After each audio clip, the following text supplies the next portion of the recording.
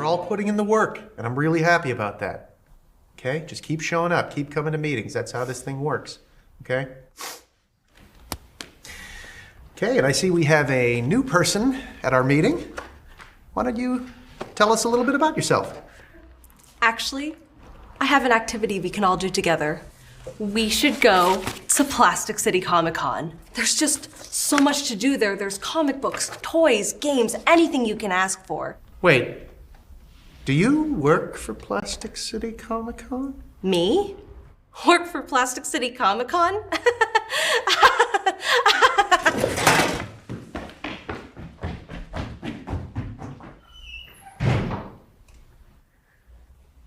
But we're all going to Plastic City Comic-Con, right? I thought so. Now, who here owes me money? PlasticCityComicCon.com for info and tickets. Hey, everyone. Welcome to another episode of Indie Comics Relay. I'm your host, Keith Gleason, creator of the Mighty Mascots and promoter for the Plastic City Comic-Con. With me, as always, Johnny C., creator of Sartana, Surrounded by Death, and The Pond. For who, Johnny? My good cousin, Roger Morocco. Absolutely. And our third co-host and 1 year anniversary, Harry G., graphic artist extraordinaire. I wish I had confetti ready. No, really, we're the bro. Thank you. It's been a Yay. it's been a fun year. I know, right? I thought I didn't think it was that long, which is crazy. I knew it was sometime in August, like later August. I didn't think it was at the beginning of August for some reason. No. But yeah, it was last week. That's wild. On the 7th. Great year, man. Oh yeah, it's been a lot of having fun. you on as part We're of happy team. to have you, Harry. Yeah, I can't go an episode where you don't crack it me won't up. went by like that. Yeah, exactly. like Thanos annihilating half of the universe? Exactly. Yep. Awesome. Yep. Well, let me say hello to the chat real quick before we bring in tonight's guest. And we'll definitely be chatting about Wicked Comic-Con, but probably at the end of the show when we get into the self-promotional area. And so stick around. You know, we have a couple of great guests, a couple of great returning guests, and one new one tonight, which is awesome. And we're featuring a pretty cool campaign too. I can't wait to dive into this one. thing. Yep, it looks great, and I love the guys I love everybody that we're having on tonight. So, of course, we got my wife Amy's Birdhouse in the chat with us. Hey, Amy. Dismay, Brandon. Brandon's in the house. What up, dude? Brandon. I know he's coming on the show soonish. He's somewhere on the schedule. I remember that. I just don't remember when. You know me. I live week to week, Johnny. And we have a very robust schedule. Yeah. Yep. I just booked Nandor today too. For October. So, yeah. Awesome! I can't wait to sing his praises for getting into the Ink Runs Cold when he comes on. Yeah, we'll be talking about that, and I think he's launching a campaign as well. Of course, we got our good friend and fan Ara Jalainen. Is that how you say it? I think Galanian. Yep. At least that's how I know it. I don't know. I could be wrong as well, but that's happy my to stab see him at this weekend. I met one of his other friends too, like I think a coworker, or we talked Punisher. Johnny, you missed that great conversation. Oh God, that would have been right up my alley. Oh man, that totally would have been right up my alley. Oh, we were talking about the movie versions. Oh, nice. That's me, Keith, and Ara from this weekend. Oh, yeah, that's great. Right Love there. it. Yeah. Always great to see Ara at any convention. Love seeing Ara. He's the best. Roland with us tonight. What a great way to start the week after what up, Roland? recovering from pneummonia. Oh, that sucks, man. I hope you're hear that, feel man. better, dude. Lots of raw ginger. If you can stomach it, raw ginger will help. I prefer Marianne myself, but crazy, but I swear to God it'll work. Oh, nice. And then look at this. Happy anniversary, Harry. Thank you, Amy. Love it. That's awesome. The chat's starting to fill up. The viewers counts going up, which is great. Nice. So people will be here. But just a behind the scenes thing, Keith. As soon as we went live, Twitter bounced me out. Did it really? Yeah, and so now I'm live on Twitch. You're on their watch list. Take a minute on Twitter's watch list. You may have to take a minute not and just to watch. See why that's happening. I don't know. So the reason for it, because they don't have. Because I'm not subscribed to the premium. I need to get a silly blue check to enjoy that functionality, I guess. Okay. So Like we talked about possibly doing that anyways for both. I might do that anyway and just write it off as a business expense, because it seems like functionally you're going to need these things for visibility. Like when I run a campaign, I definitely going to want to have that extra boost that whatever that blue check does. Is there a trial thing you can do for? You probably could get a free trial, but then I already burned that a long time ago. Are you kidding me? I have to sign up again under a pseudonym or something. Yeah. And Ara said Johnny C is right on the name, and Ken is his co-videographer. So that's who I met at the show, Ken. Yeah, he's a great guy. Ara, I had a great time chatting with both of you guys. That was a fun little conversation. But the best thing about Comic Cons like that. Oh, God, yeah, and that's why I did okay, but I didn't do great. So, You said Sunday was a better day, right? Huh? Sunday was a better day, you said, or you were saying? Saturday is always usually better for me. But yeah, we'll talk about that later. We'll get into it a little bit later on. That way we can dive deep. Yeah, absolutely. So without further ado, I want to bring in tonight's guest. So Wayward Raven is in the house tonight. Now, these guys have been on the show, 3 times, maybe? Awesome Johnny? Friends of mine. I've known them forever. Great guys. Love seeing them at conventions. Love the books they're putting out. And they have a new campaign with a new creator that I'm looking forward to getting to know.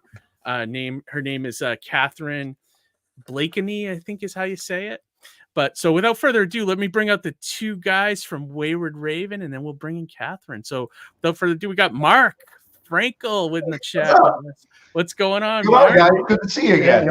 Yeah, always a pleasure. 24 hours since I've seen you both. Yes. And another part of the Wayward Street team is Alex. You bitch, you wore what I wore. You're the one who sent out the memo. You asked me to wear this. 2 of my favorite creators that I see at shows. Hey, welcome to the show, guys. And let me bring in our new guest from the Wayward team here, Katherine Blakeney. Is that how you say it, Katherine? Yeah, just Blakeney. Blakeney. Okay. Nice. That's great awesome. to meet you, Katherine. Thank you for coming on the show. Yeah, nice to meet you. Me. Yeah, Katherine. So one thing we always ask new people that come on the show is how you kind of got into the comic stuff. Like, were you inspired by like an old comic you read as a child, a TV show, a movie, anything like that you can point to that created your love of this genre and this business? Sure. It's pretty multi-layered, and it really goes back way into history.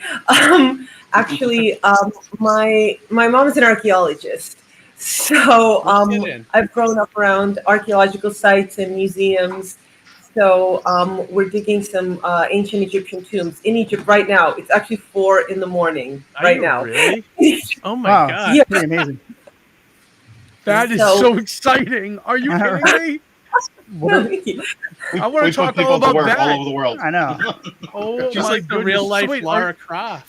That's awesome. For real. You're seriously Lara Croft making comics on this show. Are you currently like in the midst of a dig right now, like uncovering things? Yes. Actively? Did you find anything exciting recently? All the time. Oh my God, this is amazing. There was this Can you share some stuff? Like a little bit of like things you found? Sorry, guys. You're not supposed to look at it. Otherwise your face I melts. want to hear all about this. I want to know about Johnny. the Ark of the Covenant exactly. We gotta. Who booked Indiana Jones tonight and didn't tell me? What the hell? This is amazing. Yeah, is there anything cool that you thought like, oh my God, like anything you uncovered recently blew your mind? Yeah. Well, we found how many tombs do we have right now? Is that my phone? 45. We found 45 tombs. Wow. Really? Whoa. Oh my God. Really big and beautifully decorated. Our biggest tomb, actually the ceiling collapsed on the tomb, taking down the pillars and the walls. So we're actually putting that back, and we're reconstructing the ceiling and the walls and the pillars, and we are deciphering hundreds of thousands of little stone fragments, some of them like this big, and just trying to figure out what they say. So that's one of the first things that got me into comics, actually. I've been working at the Egypt since I was 9 years old, and basically the ancient Egyptians invented comics. Yeah, you're right. You're right. I mean, like, what was it? That Scott McCloud book often talks about Scott that McCloud too, said that, right? Yeah. And he's right. He's absolutely right. You've got, images and text that goes with them. Yeah, and a story. And sometimes you genuinely have speech bubbles. You have people actually saying things, and you have little hieroglyphs above their heads saying this person said that. Oh, man. So you must know that chief guy there, that Zacharias, whatever his name is, Egyptian. That he was. Yeah, that guy. He's like everywhere. He's like in every like Egyptian show and everything. It's pretty awesome. Ira wants to remind you that anything you find belongs in a museum. It does. Actually, everything we're finding, if it doesn't go on the walls of the tomb, which is our goal, we want everything to go back into the actual tomb. If it doesn't go on the walls, it goes into the Luxor Museum. Roland's wondering if you found a servant's chamber or something like that.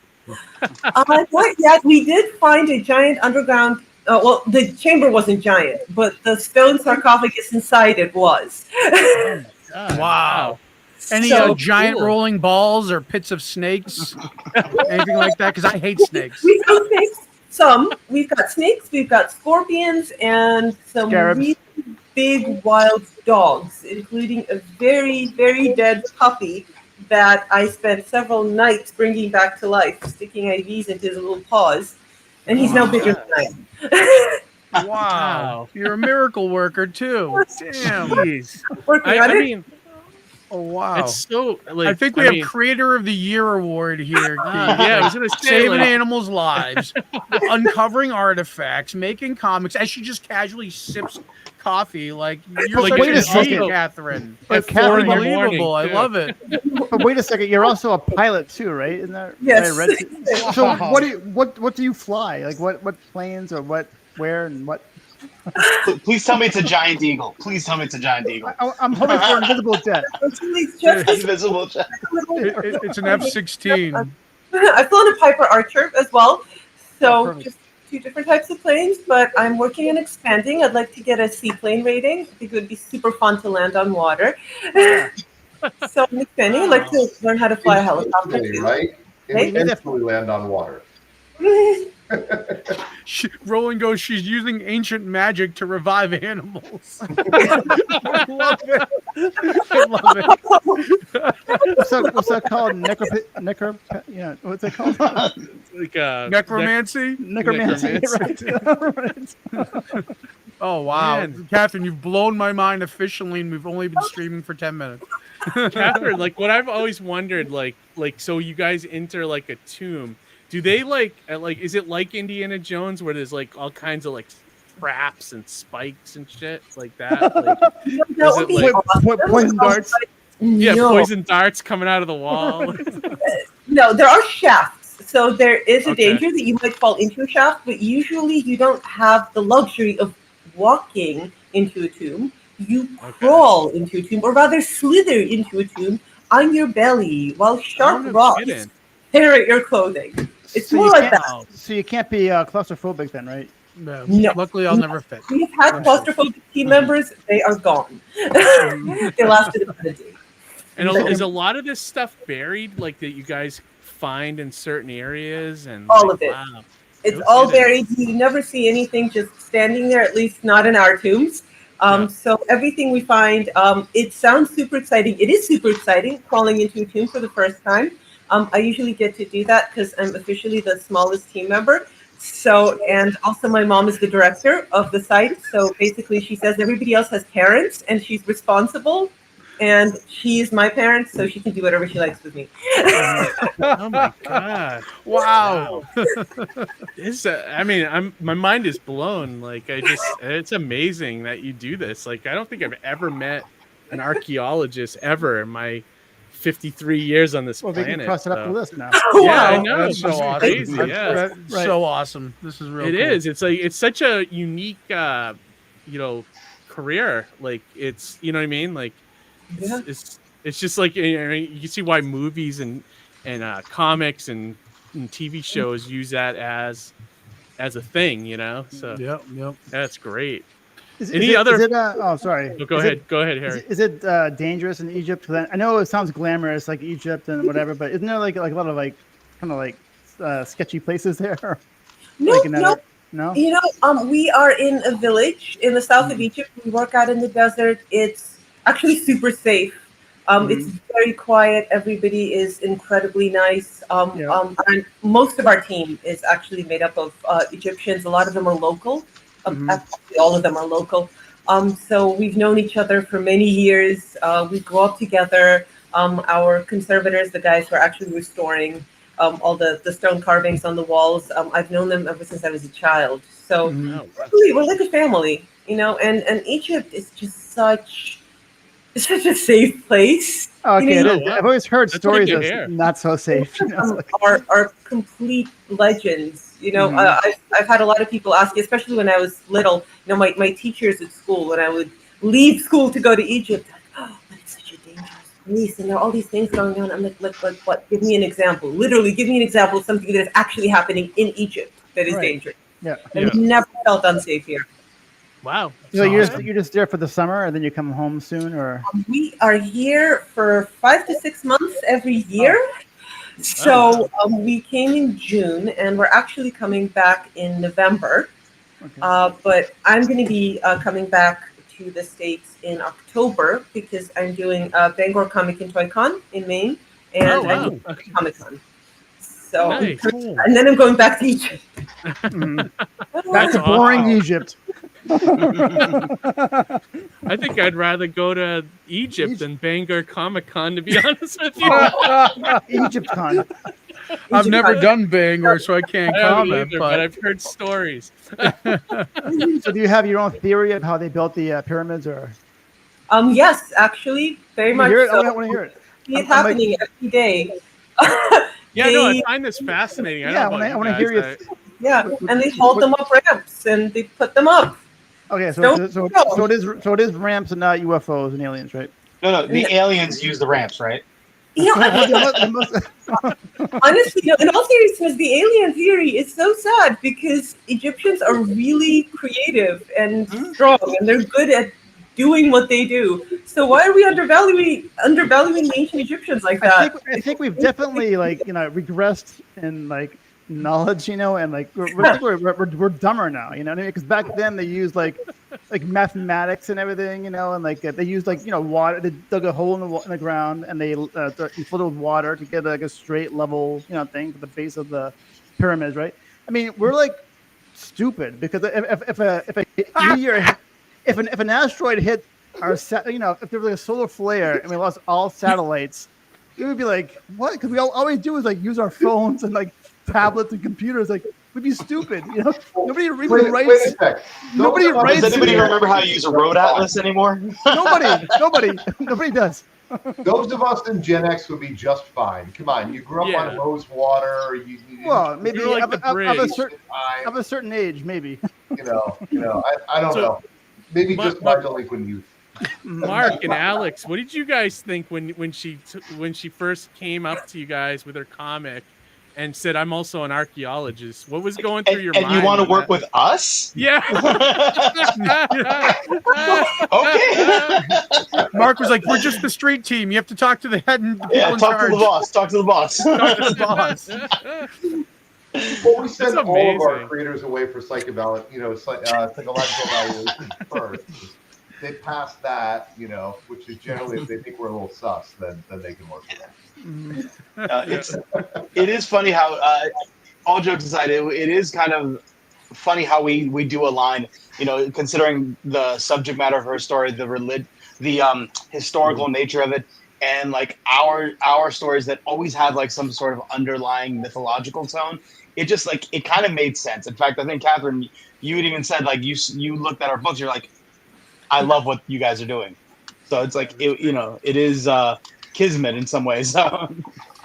That's awesome. And I actually have a question from the audience for you, Catherine. Roland said, I've heard one theory speculate that part of the pyramids were built using wooden castings. Is there any credibility to such claims? What we do actually in our tombs, because we use very traditional ancient Egyptian methods for our construction, and right now, because we are literally picking this tomb up off the ground, we bring these huge blocks of limestone into the tomb, and we have to raise them, which is very similar to what they did when they were building the pyramids. So we just lay down these tracks on the ground, and we put little wooden beams on them, and we just roll these blocks of limestone along the beams. And we get them to where they're going. So I think they must have built the pyramids in a very similar way. Only in our case, we're going down rather than up because the tomb is underground. There was something that came out about a week ago. They talked about hydraulics and the use of water power to actually move a lot of that stuff. Oh, wow. So, I mean, I don't know if you saw any of that. I'm curious to hear what you think about that, because that's fascinating. No, it's absolutely possible. They had so much advanced technology in ancient Egypt that we're still trying to figure out today. And we get to do quite a bit of sort of experimental archaeology in Egypt because, we're very careful about not using modern tools or modern materials as much as we can. All of the plaster that we use, we make that here in Egypt using local materials. We don't use chemicals. We don't use anything artificial. We don't use anything that came not just from outside of Egypt, but from outside of Luxor, because we want everything to be local. Because we want this tomb, when we reconstruct it, we want this tomb to keep standing for thousands and thousands of years. We want all these materials to age together and to interact well. So we're really reconstructing the way that these tombs were built originally. Oh, wow. So it's very exciting. Yeah, that is exciting. That's so cool. It's cool that you're also fascinating doing whenever- this to preserve these things for future generations. Like, that's very selfless in a way. You know what I mean? That's really exciting that you're doing that. Well, it's kind of the basis of your comic book, isn't it? Like you're trying to save artworks for the future of so people can enjoy it and not go to the wrong hands or whatever. Yeah, absolutely. Yeah. It's really, Egypt has been through a lot. It's been invaded, it's been attacked, it's been plundered, and a lot of Egyptian art is all over the world now, and it's wonderful that we can go to museums and we can see it. But if you think about the conditions in which it was taken sometimes, especially earlier, it's an issue. So we're trying to protect it. We're trying to protect what we have. Have you picked up the language at all? Like, have you learned Egyptian? Enough to talk to the guys. There's some very, very useful phrases. Mumkin Bakra, which is maybe tomorrow, and Inshallah, Allah wills it. This is a very important phrase in Egypt. You can't say anything without adding Inshallah. It's like, I will talk to you tomorrow, Inshallah. We'll meet tomorrow, Inshallah. Like, we work together. You will see me at 4 o'clock in the morning, Inshallah. And, I respect that. I respect that because, what if he doesn't will it? In my hands. It's almost like paying respect to fate so that you don't tempt it, right? Exactly. It's like everything is in the hands of fate, and I'm just a tool. Yeah. It's like being a creator and having a muse on your shoulder, right? If you believe in that, you need to respect that, right? Exactly. I had it was has any of the movies, I'm talking, anything that has archaeology in it as a part of it, has any of that ever been accurate ever? No. Yeah, I was gonna say no. Not even documentaries. I gotta be honest. I gotta be honest. Documentaries either. Oh No. wow! Not even the Mummy with the Rock. The Mummy absolutely it's so real. We've got bleeding fountains and flesh-eating scarabs and faces that come up out of the sand. I was so disappointed with that movie. The first maybe 5 minutes of The Mummy when it first came out in the theaters, I'm like, this is awesome, and then it turned to crap immediately after the first 5 minutes. I'm like, it's so stupid. Depends. Is it the Tom Cruise one or the Brendan Fraser one? The Fraser one. The Fraser one. Talking about the Fraser one. Yeah, But right. they have like 5 canopic jars. You know, I mean, they literally. You're supposed to have 4. You know, like you actually have, references to ancient Egyptian art, and then you get it wrong. Yeah. Yeah, they never get that Keep stuff. phoning all the way. I was just curious if someone had actually ever gotten it right, and I was like, I figured the answer was probably close to no, but Yeah, right. just in case, I was curious, It's so fun. We still watch these films, which is funny because people are going to ask us about them.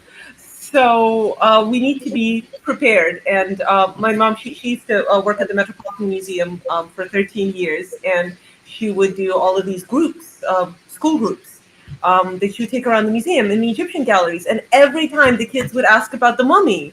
So it's like we have to be, up to date on all the latest movies so that we could talk about them and, say what was accurate and what wasn't. And every time it's just, where do I even start with this? Yeah, right. Like you almost gotta stretch it out. So like you have such a fascinating career, and so how did you it's weird, because if I was an archaeologist, I don't know if I'd ever want to write comics. Like you wouldn't toil in comics. I don't think I would, unless you were trying to. I could see why you would be inspired around all of that culture to want to write a story, but I don't know if I would want to. I don't know. It's weird.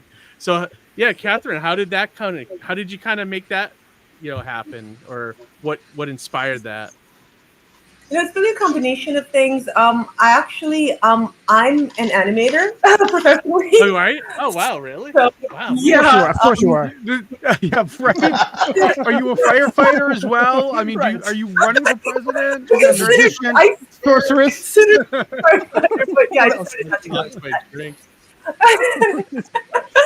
but yeah, no, I've been an artist for as long as I can remember. It's just something I always did, and I started doing animation. I went into stop motion, which is like Tim Burton, Wallace and Gromit, that sort of thing. So I started doing that, and animation, of course, is very close to comics and graphic novels, and I was reading a lot of comics and graphic novels and sort of connecting the dots and connecting that to my Egyptian experiences, and actually ended up going into film and getting a PhD in film studies, specializing in silent film. Wow. So there are a lot of layers to that, and of course, silent film is also very much like a comic book, a moving comic book, because you've got images and then you've got the intertitles, which are like the text or the speech bubbles.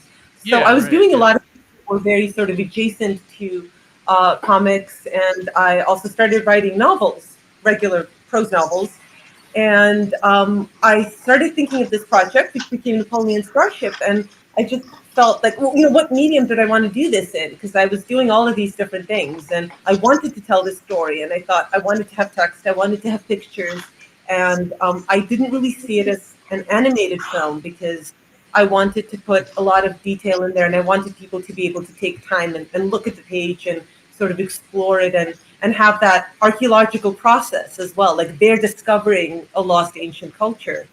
And I thought, hey, I can turn this into a graphic novel. I think that would be fun.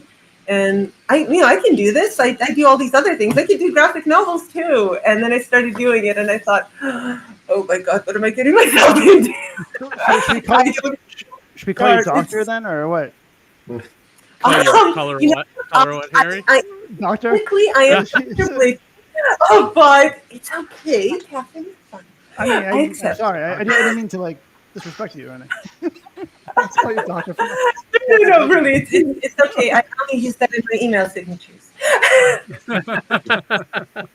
That's incredible. Really. How did you find Alex and Mark? Exactly. I'm wondering that too now. I'm like, she dug them up.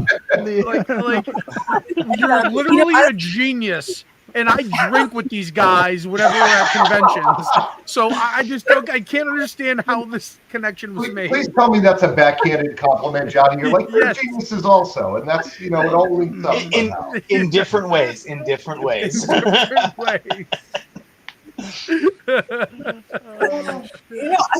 I've been going to New York Comic Con for years, and I love being there, and I love going to, meeting all the creators and going to Artist Alley and visiting all the different tables and the various publishers. And now I had my own graphic novel that I was working on, and I wanted it to be published traditionally. I didn't want to do it myself because I didn't have that kind of reach. I wanted as many people as possible to actually see this book and read it when it was finished. Yeah. And I started going around to different publishers and just pitching it to them and talking to them and seeing what sorts of things they published. I was like, is there even a market for this? Is anybody going to want to read my graphic novel about archaeology in outer space? And by an actual archaeologist, I mean, why not? What other comic book about archaeology has been written by archaeologists? Really, there should be like a gold seal on the comic book. Yeah, Mark, Alex, write this down. Right. That's actually not that bad of an idea. That's really? Yeah, definitely. I'm already thinking we're gonna make rumors about a curse if you open the book and don't buy it. Dude, that's awesome. Oh yeah, do you know Alex, any ancient I love Egyptian? Any ancient Egyptian incantations or anything? I'll just start speaking in Greek. They'll think it's some foreign language anyway, right? So, oh yeah, I forgot. You're a fellow countryman. I'm also. Yeah. Just start speaking Klingon. It'll throw them off. Right. Well, honestly, I'm glad you guys found each other because I mean, Wayward Raven, they do some great stuff. So I mean, I feel like your project fits in with what they're doing so perfectly, Yeah, and, that was what I thought when I saw their table, because I'd spoken to all of these different people, and then I came up to the Ravens table, and it was just a sigh of relief. I'm like, yes, like this is the right place, because I just loved their covers, and I started looking at the books, and these are my people. Like they will understand, they will get it, because they were doing all of these historical, mythological things, and I really related to that, and I thought they could relate to what I'm trying to say, and because I did have a lot of people not getting it. I've actually had people say this isn't real archaeology. There's not enough archaeology in this. I'm like, it's about archaeology, and I'm an archaeologist, and that's what it looks like. I mean, obviously you've had a lot of influence from your mom, but were you always into history? And because I remember growing up, I would find coins on the ground. They're from really old coins. I'm like, I wonder who held this coin or who used it or whose pocket this coin was in. I've always been thinking in those ways. So I mean, have you always appreciated history and loved history in school and whatnot? Always. Yeah. I mean, history was always my favorite subject in school.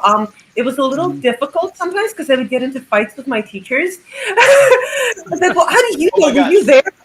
Yes, I was there. I love that. That's great. And, but my mom has a PhD in Egyptology, so every time that we would get into Egypt in school, that would be really difficult, and I was very obnoxious. My teachers hated me. Did they exempt you from class? Just give you an A and get out? Is that I wish. There's actually one teacher, when I was doing my undergrad in college, she said, you know what, you're missing so much school with this dig, so why don't you just do a report on the dig, and I'm just going to give you a grade for that. So I came and I did a presentation for the class about my work on the dig, and she's like, excellent, A+. Get out of here. Right, exactly. Have you, besides the Egyptian archaeology, have you ever gone to other countries and did archaeology for other things? Like the Mayans or something like that, or that would be super exciting, but my mom does specialize in Egyptology. Okay, so that's where we've only worked in Egypt, but we have traveled around the world. I mean, she's an art historian in general. Hi, Mom. She's here. Hi, Mom. Hi, Mom. Just saying hi. She's waving. She's waving back. So, I mean, she is an awesome art historian. So, she's been taking me around museums ever since. Actually, literally ever since before I was born, because he can't keep her out of a museum. Wow. She was walking around museums while she was pregnant, so I was absorbing it in the womb. I like to joke that I was born in a sarcophagus in the Metropolitan Museum. So, and it feels that way. So art has always been a very organic part of my life. History has always been very much there. I mean, we've traveled in Italy, in Greece, Paris, France in general, all over the UK. What else? What else have we done? Germany, Netherlands, yes. Wow. So Do you have multiple fedora hats, or just one that you like, or just one? You know, cool. one actually. Are you a rock star as well? Could this be a Buckaroo Banzai scenario? Rock star? I am not good at music. Yeah, I play the piano though. I play the piano, so that's fair. I was just reaching musical for a Buckaroo Banzai reference, but you play the piano, so that means that's a performing art. You really are. You check all the boxes there. So yeah, I also fence. So fence. Wow. Holy. So, all right, she wins the greatest guest ever, I guess. Really, guest of the year. I think you just need to stop the show after this. Yeah, Mark, besides you how guys, intimidated were you when you met Katherine? So I had some friends over yesterday, and I was preparing for tonight's show, and they read your bio real quick because I had it on my phone, and my friend's son, who's 12, was wondering if you had any stop motion animation that people can see or whatever, or do you have anything available? Yeah, is there like a link online where people can watch it? Oh, cool. I have a whole animation page on my website, and it's got some of my latest films, starting from 2010. It's got a whole collection of my films. They've been actually shown at festivals worldwide. Oh, cool. And my last one, Junkyard of Eden, is an award-winning film. So really, I want to share it in the private chat. I'll share it please. out to the audience. I'd love to show him because he's way into animation. He does his own anime. Like he started off doing flip books. You know, I mean, I showed him how to draw when he was younger. You know, but he started doing his own little programs. He does like a claymation, or not claymation, but little like stuff, things with like Legos and things and clay and whatever. He's very good. He takes a lot of time doing it, so he's very interested in that. Oh, it's very cool. I mean, if he wants to talk, I'd love to. Cool. That'd be awesome. About animation. Awesome. So just give him my email address. That'd be cool. Awesome. Yeah. Question for you.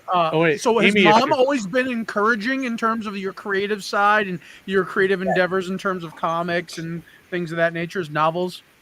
Absolutely. She is super encouraging. We work on everything together. We're best friends. We've had this amazing life together. I help out at the dig, and my mom helps out on animation sets. She's really good at prop making. So we had, there was a film where I did this scene with cursed flowers that take over the entire scene. And she spent days with me creating thousands of flowers, thousands of cursed poisonous flowers. Tissue paper and foam. And we also had a library scene, and she was making little books with covers. A background in art history does wonders for animation and set and prop making. She's got credits on IMDb. So, cool. So she's not only an archaeologist, she is also a champion prop maker. Wow, that's awesome. That's amazing. Are any the people in your crew, characters in your comic book, or are they based on anybody? Some. Okay, all right. I'm just going to leave it at that.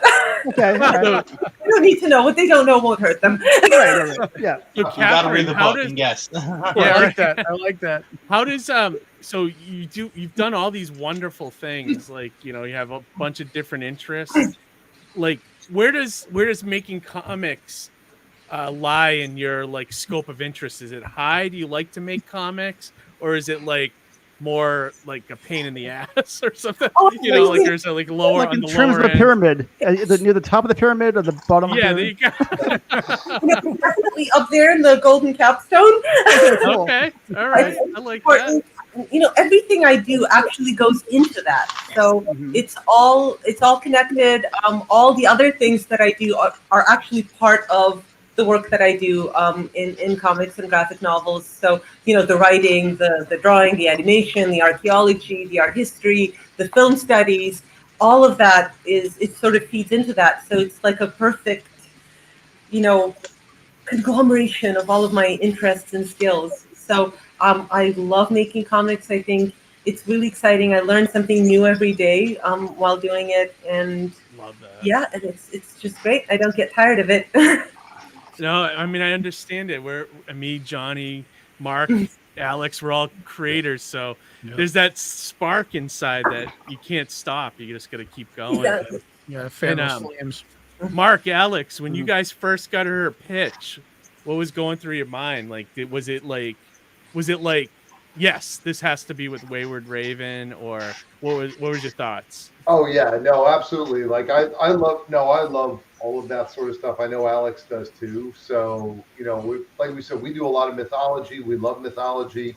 I have to admit that I don't know a lot of the Egyptian mythology as much as I know maybe like Greek, Roman, that sort of thing. But I was always fascinated by that, and I think I even shared with Katherine early on, like my major in college was going to be anthropology and classics, and then I kind of moved over to literature and communications and got the hell out of Dodge as quickly as I could and went and got a job and all that sort of stuff. But so we talked a lot about that sort of stuff. There were a lot of connections and a lot of things that we both love and enjoy, and so that was easy. And Alex, I think the same way. I mean, he's very much into that sort of stuff too. Yeah, dude. Every time I go traveling anywhere, one of the first things I do is go to the museum or a beach. But like just growing up, go to Greece every year. It's like first stop. Like I'd always go to the Parthenon National Museum. Whenever I go to Samos, where my dad is from, like that's like right off the coast of Turkey. So we, as an island, we'd always get some weird artifacts. Like I still remember seeing like, why are there Celtic artifacts here in Greece? How the hell did this get here? It's like working on a project like this. Horse with people in it. No. We sent that out. That didn't come to us. I didn't know if it came back. We don't have them lying around everywhere. We make them to order and we ship them out. I think it's all about Oak Island or something somehow. Related to Oak Island. Yeah.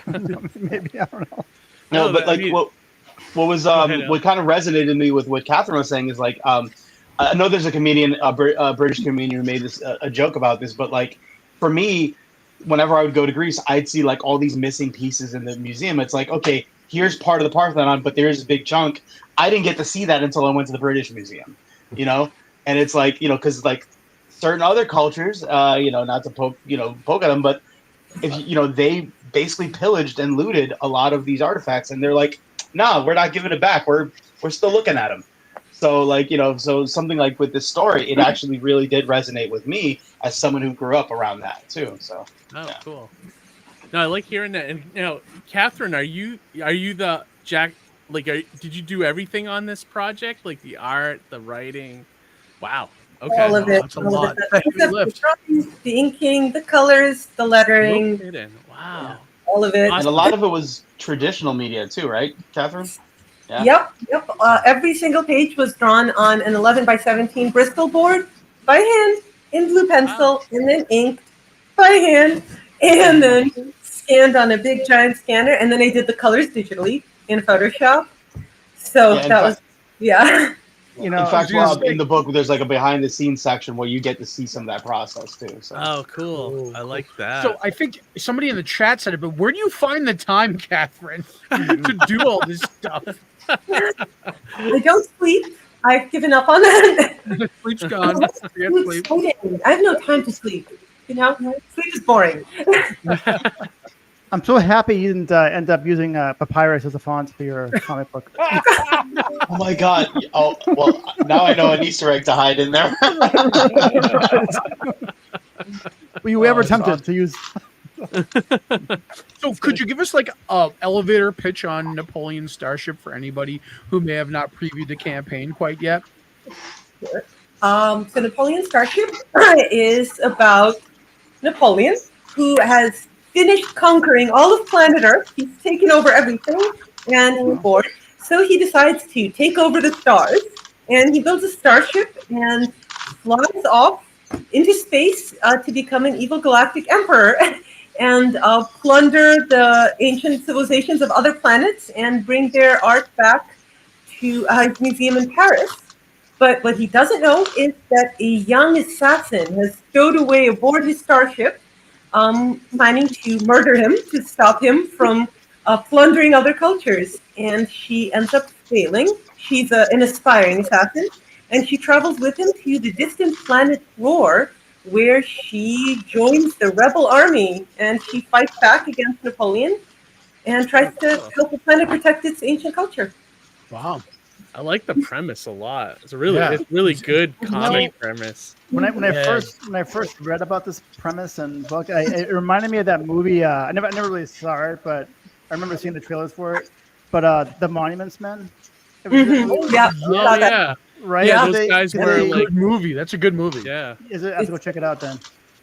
I was actually almost ready to watch it, but I ran out of time. But just to get ready for this, but it reminded me of that because they go back to like steal the artwork that Hitler stole from wherever. Yeah, exactly. This is very much like that. Yeah, it's definitely. And I watched The Monuments Men, and it was actually one of my inspirations.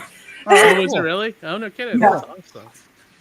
I was going to say, there's a few things that I just based upon your pitch and some of the imagery, like I can see like things that I think may have inspired, you've been inspired by, but Monuments Men for one. Are there any other things that you'd say that you drew inspiration from for this story? Definitely. Les Miserables.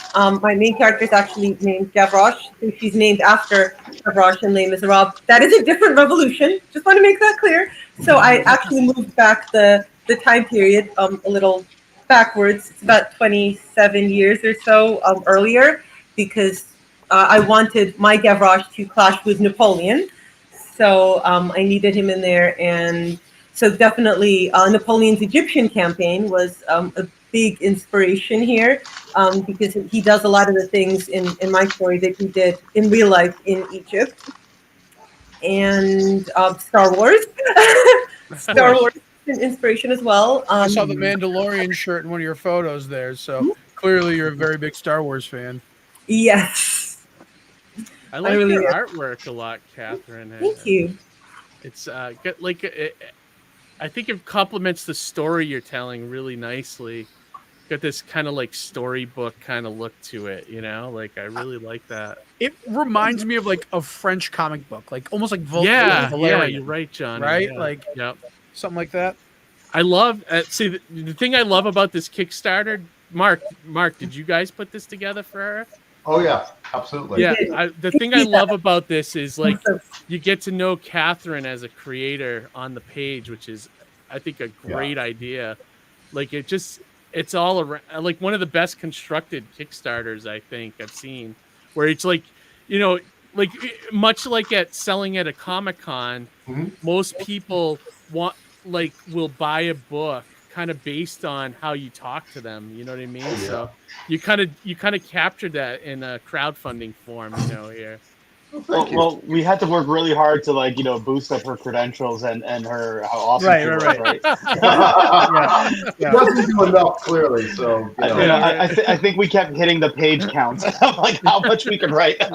Yeah, it's almost perfect timing with the whole Olympics just being done in France. Did you watch any of that, or what do you think of it? It was exciting. I love watching the Olympics. I think, I know there's been a bit of controversy and all in a few areas, yeah. It's fun in the end, and it's really wonderful just seeing the world come together like that, and competing in a reasonable and friendly way. It's for a short good. time, for 2 weeks anyway.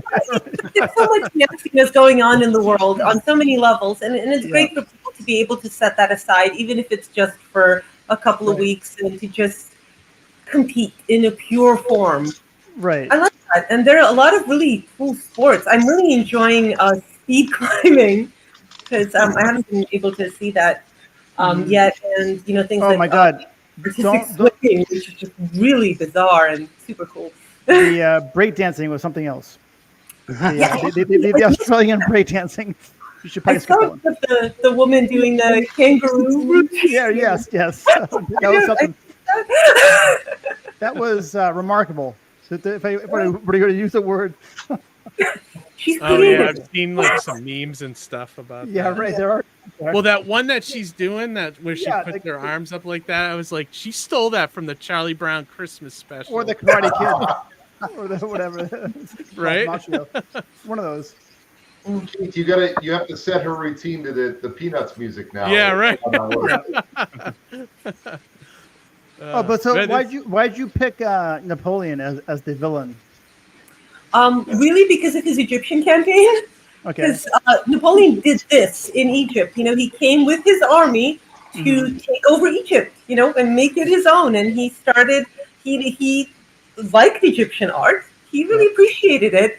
And he said, I'm going to take this and I'm going to bring this to Paris and I'm going to fill my museum with this art. And, people will see what amazing cultures I'm conquering. What a jerk. Yeah, he was. And a lot of people also miss out on the fact that Napoleon wanted to study Egypt. It wasn't just about destroying everything. He brought a huge team of scientists, and he had botanists and geologists and artists and all of these people. He's like, we're going to document every single thing we see, and they created this incredible multi-volume work called the Description de l'Egypte, which is literally a description of Egypt. And they talked about everything: the culture, the biology, the geography, and ancient monuments. So in that sense, it's very valuable. A lot of valuable work was done, but then in the process, if he liked something that was carved on the wall, he would just take a hammer and chisel and he would hack it out and take it with him. He's like, well, why is it going to be here, in the dust? I'm just going to take this. And you can't do that. But it reminds me of a story that the Golden Room, whatever, or the what's that room? It was stolen. Basically, the entire room was stolen. I forget the name of this Golden Room. Was it gold or was it a different kind of metal? Or Egypt. Is that what it was? Yeah, someone stole the entire room, right? Is that the Amber Room? You mean? Yes. That's what it is. Exactly. Right. Yeah. The Amber Room. Right. Yeah, that was It's not a club in downtown Boston. It's the Amber Room with an actual historical site. Yeah, it was in Boston. Yeah. No. There was a club in Boston called the Amber Room. Oh, okay. This is a different kind of Amber Room, I think. Yeah, the one you're thinking of was stolen from the Russians. Yeah. Yes. Okay. Right. Yeah. I think they still haven't found it. The royal family. Yeah. Yeah. No. I mean, this campaign looks great. Mark, Alex, did you guys want to say anything about it? I mean, please back it. Back it. Yeah. Go down. Back it. Back it early and often. I think we should talk about, Mark, some of the rewards, like specifically the ones that are very special.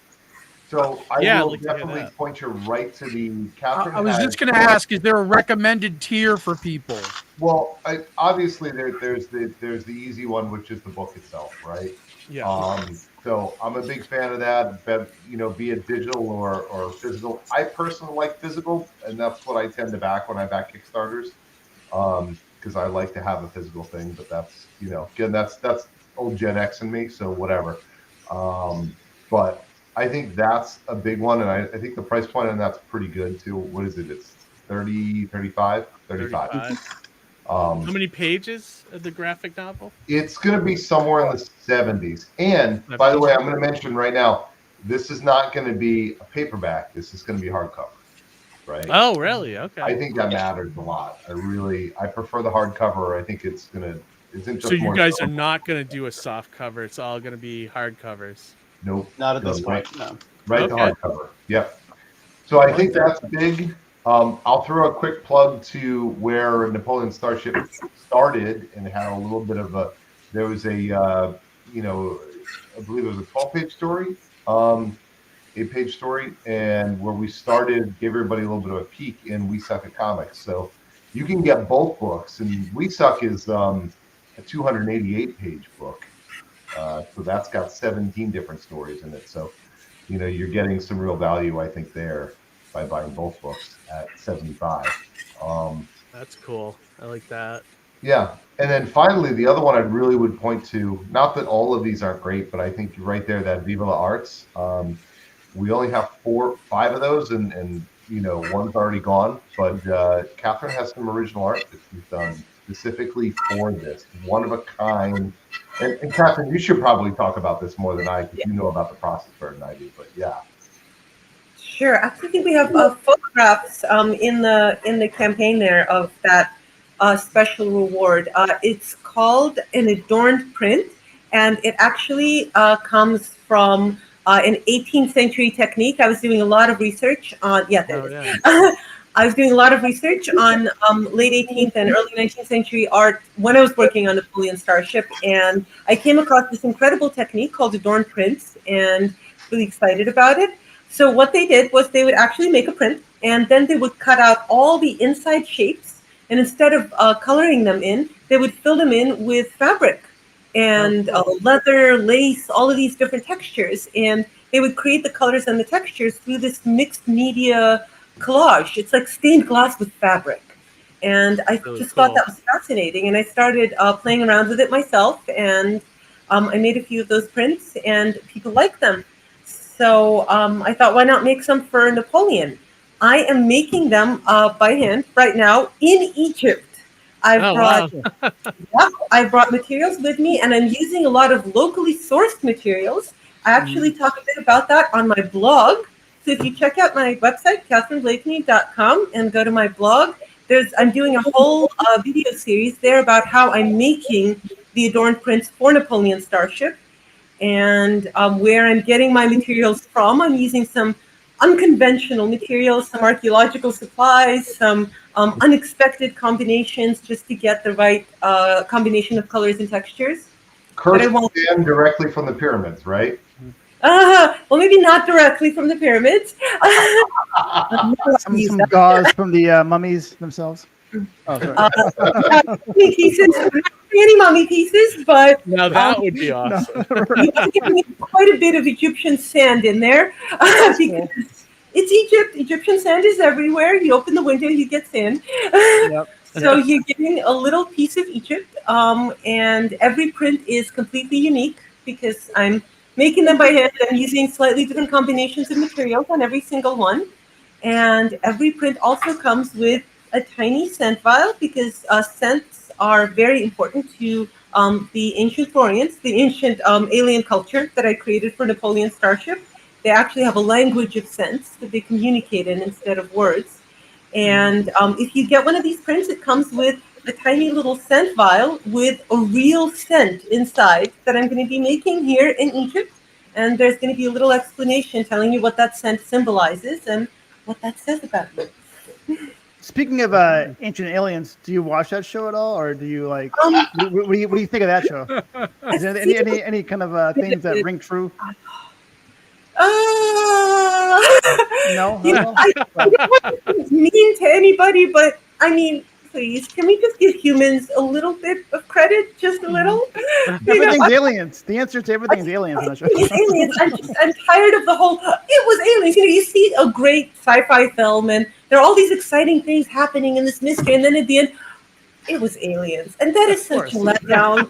But why can't we give ourselves? We should put more pressure on ourselves. We look at our ancient ancestors, and they did all these incredible things, and now we say, no, it wasn't us. It was aliens. It was us, and we have to make more of an effort to be like them. I like that. Aliens are overrated. Aliens are overrated. Let's give them something to see when they arrive on our planet.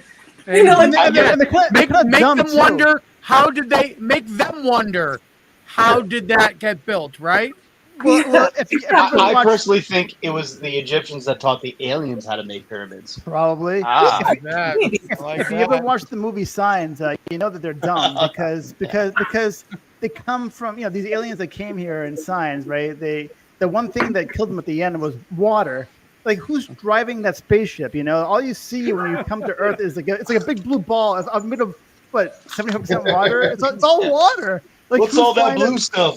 Exactly. Let's go there. That won't be dangerous. Exactly. It's so stupid. You know, there are people that swim with sharks too. So right.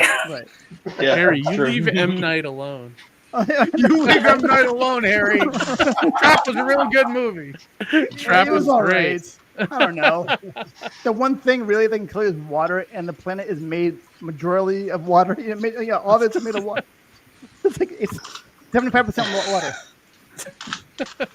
No, I mean I get that. I get that that critique of the movie. I'm looking at like someone shared a link of the Dream of Kings. Oh yeah, that's one of my animated films actually from 2010. It looks really cool. Can you share the screen, Keith, so we can get a little preview of it? Yeah. I don't know if I'll play all. So, it looks like it's a 7-minute thing. It's 7 minutes. So that's from my Twitch account.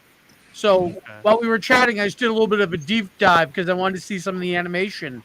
And going through your website, Dream of Kings looked really cool. So yeah, I figured I'd share it out so that people can check this out. But look at the quality here. I'm blown away, Katherine, by how awesome this looks. Wow. So all of this is handmade. Yeah, I think kidding. the song is off on that. But yeah.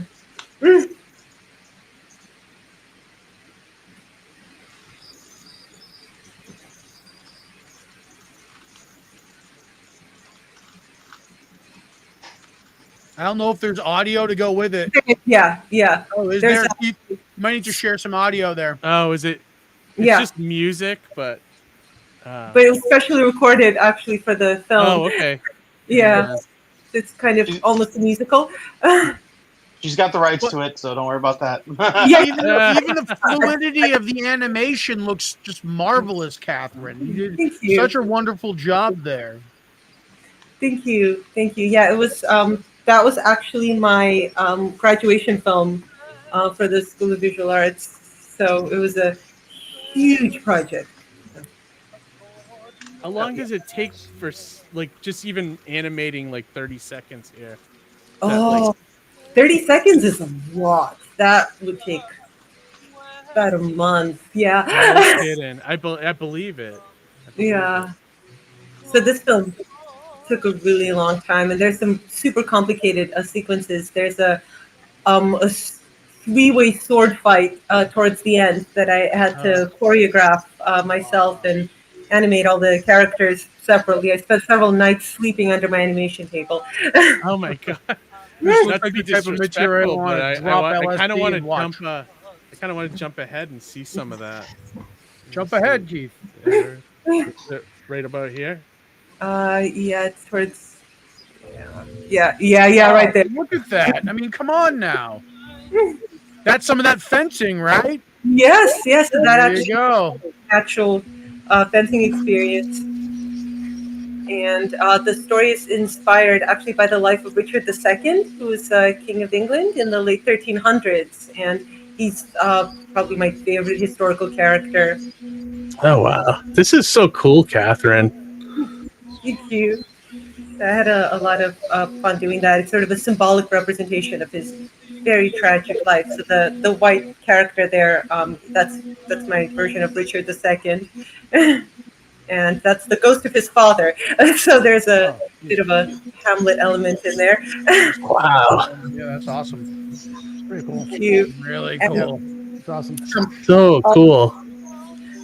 Thank you. Wow. And all the music was specially done for the film.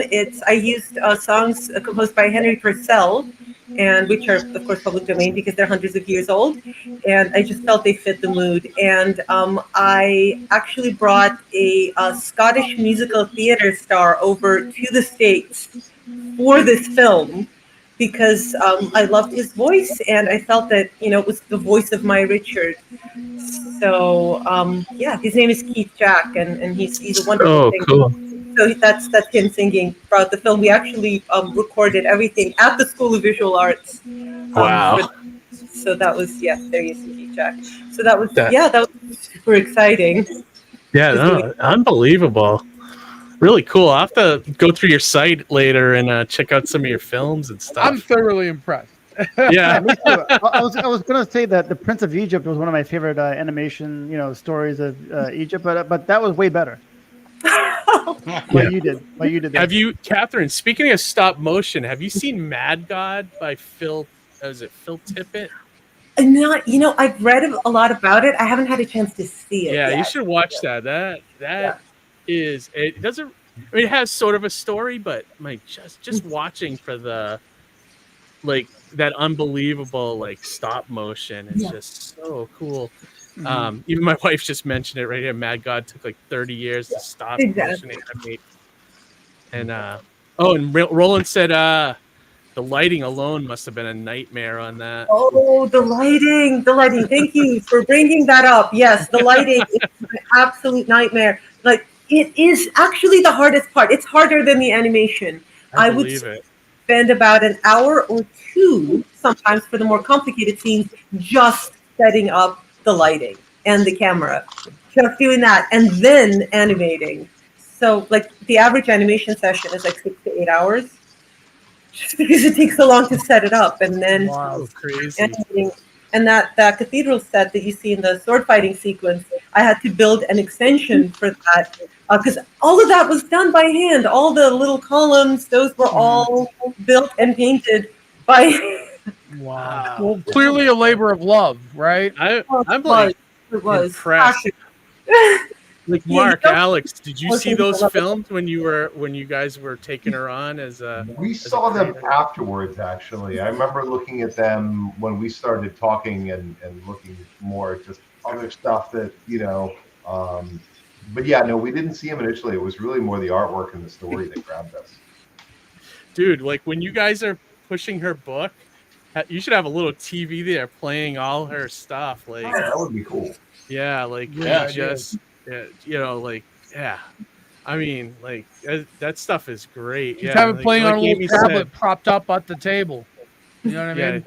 Maybe a TV with all the animation and effort some mummies in the background. Yeah.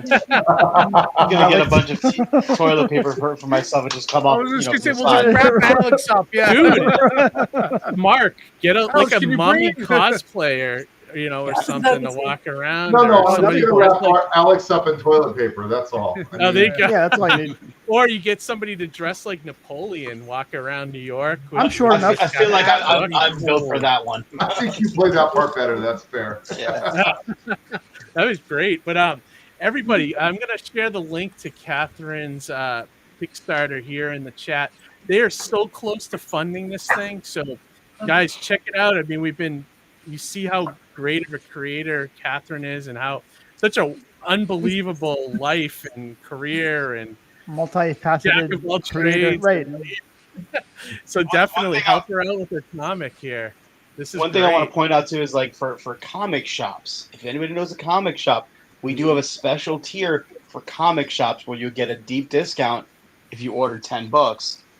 Also, we have that for We Suck at Comics. So if you wanted to get both titles, we'll even do some marketing materials for you as well. It's just back the campaign. Yeah, they got 9 days to go. They are about let's see, about 81%. Just shy of the goal. You guys are almost there.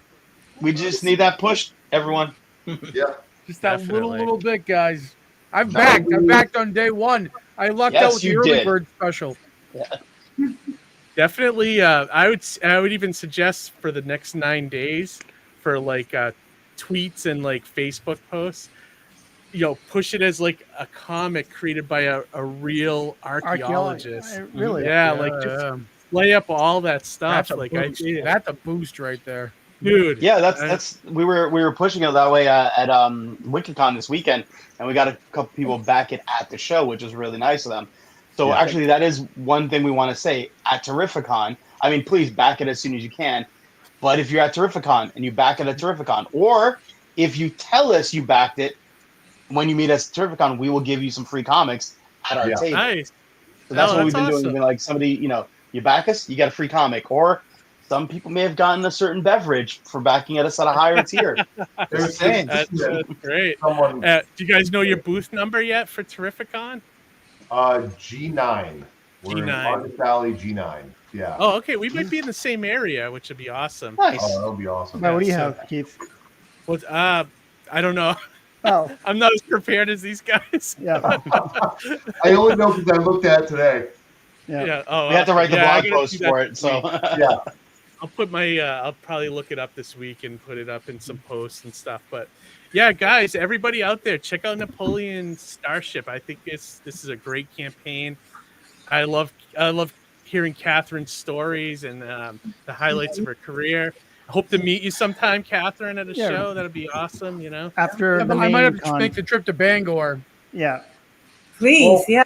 Come to Bangor. Oh, that'd be a When cool is that ICR show, trip. by the way? ICR And all apologies to Bangor for my comments earlier. I was only kidding around. Oh, now you backpedal.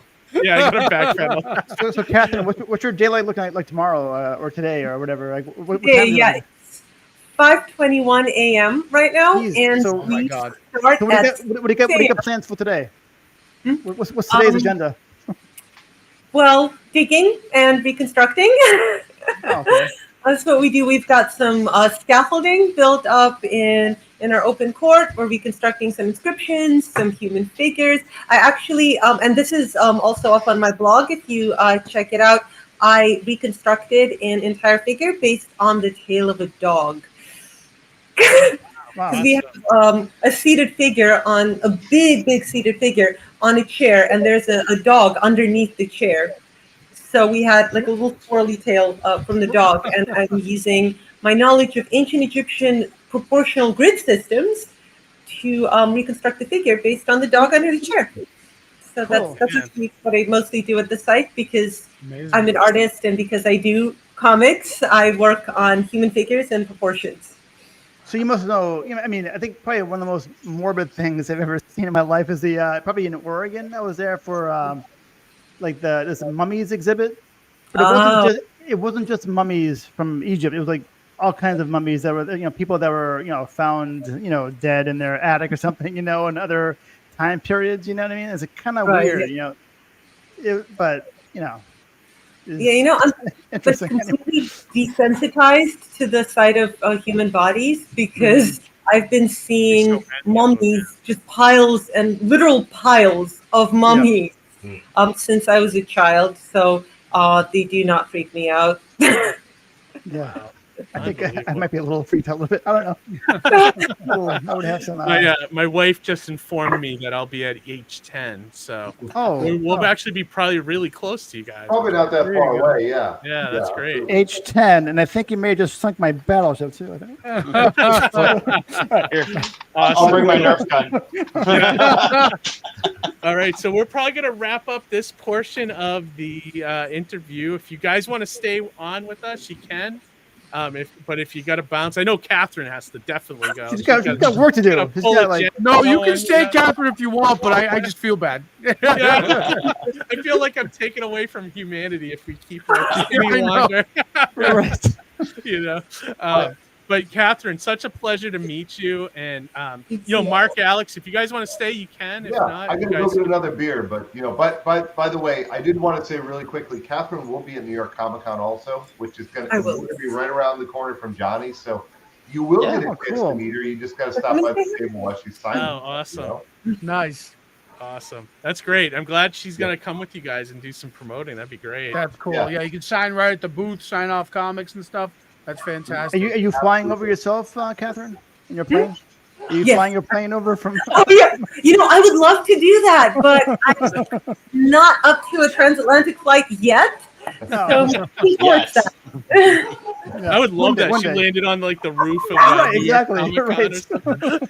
Oh my god, yeah, just land right at the Javits Center. Right. Exactly. Right? That'd be That'd be fantastic. Landing my plane on the roof of the Javits Center. That's me. What an entrance! Yeah. That'd be a great entrance. That would be Talk awesome. about a Comic-Con stunt, that'd be great. But then, No, you can't land on it. You just have to rappel down a rope off the plane. yeah, kind of like Tom Cruise Batman. did in the. And Tom Cruise, the Yeah. closing Yeah, ceremony. That was Right. Yeah. That's kind of weird. Awesome. All right. So yeah, if you guys want to go, you can. If not, definitely, it's up to you. Well, like I said, I may go grab another beer, but Okay. Yeah, feel free to grab beers. Well, Keith has to run a bumper anyway. Yeah, Yeah, there you go. By the way, tell Amy that yes, I will definitely have other additional libations this coming weekend. Oh, nice. Awesome. She'll be excited about that. And stay to talk about Wicked. Yeah. After we do That's our right. Yeah, promo we should section, discuss Wicked Comic-Con. That'd be a little great. bit. Yeah, because I'd love to get you guys' perspective. But Absolutely. and Catherine, if you want to stay too, you can. It's up to you. Yeah, we're 5 minutes away from the site.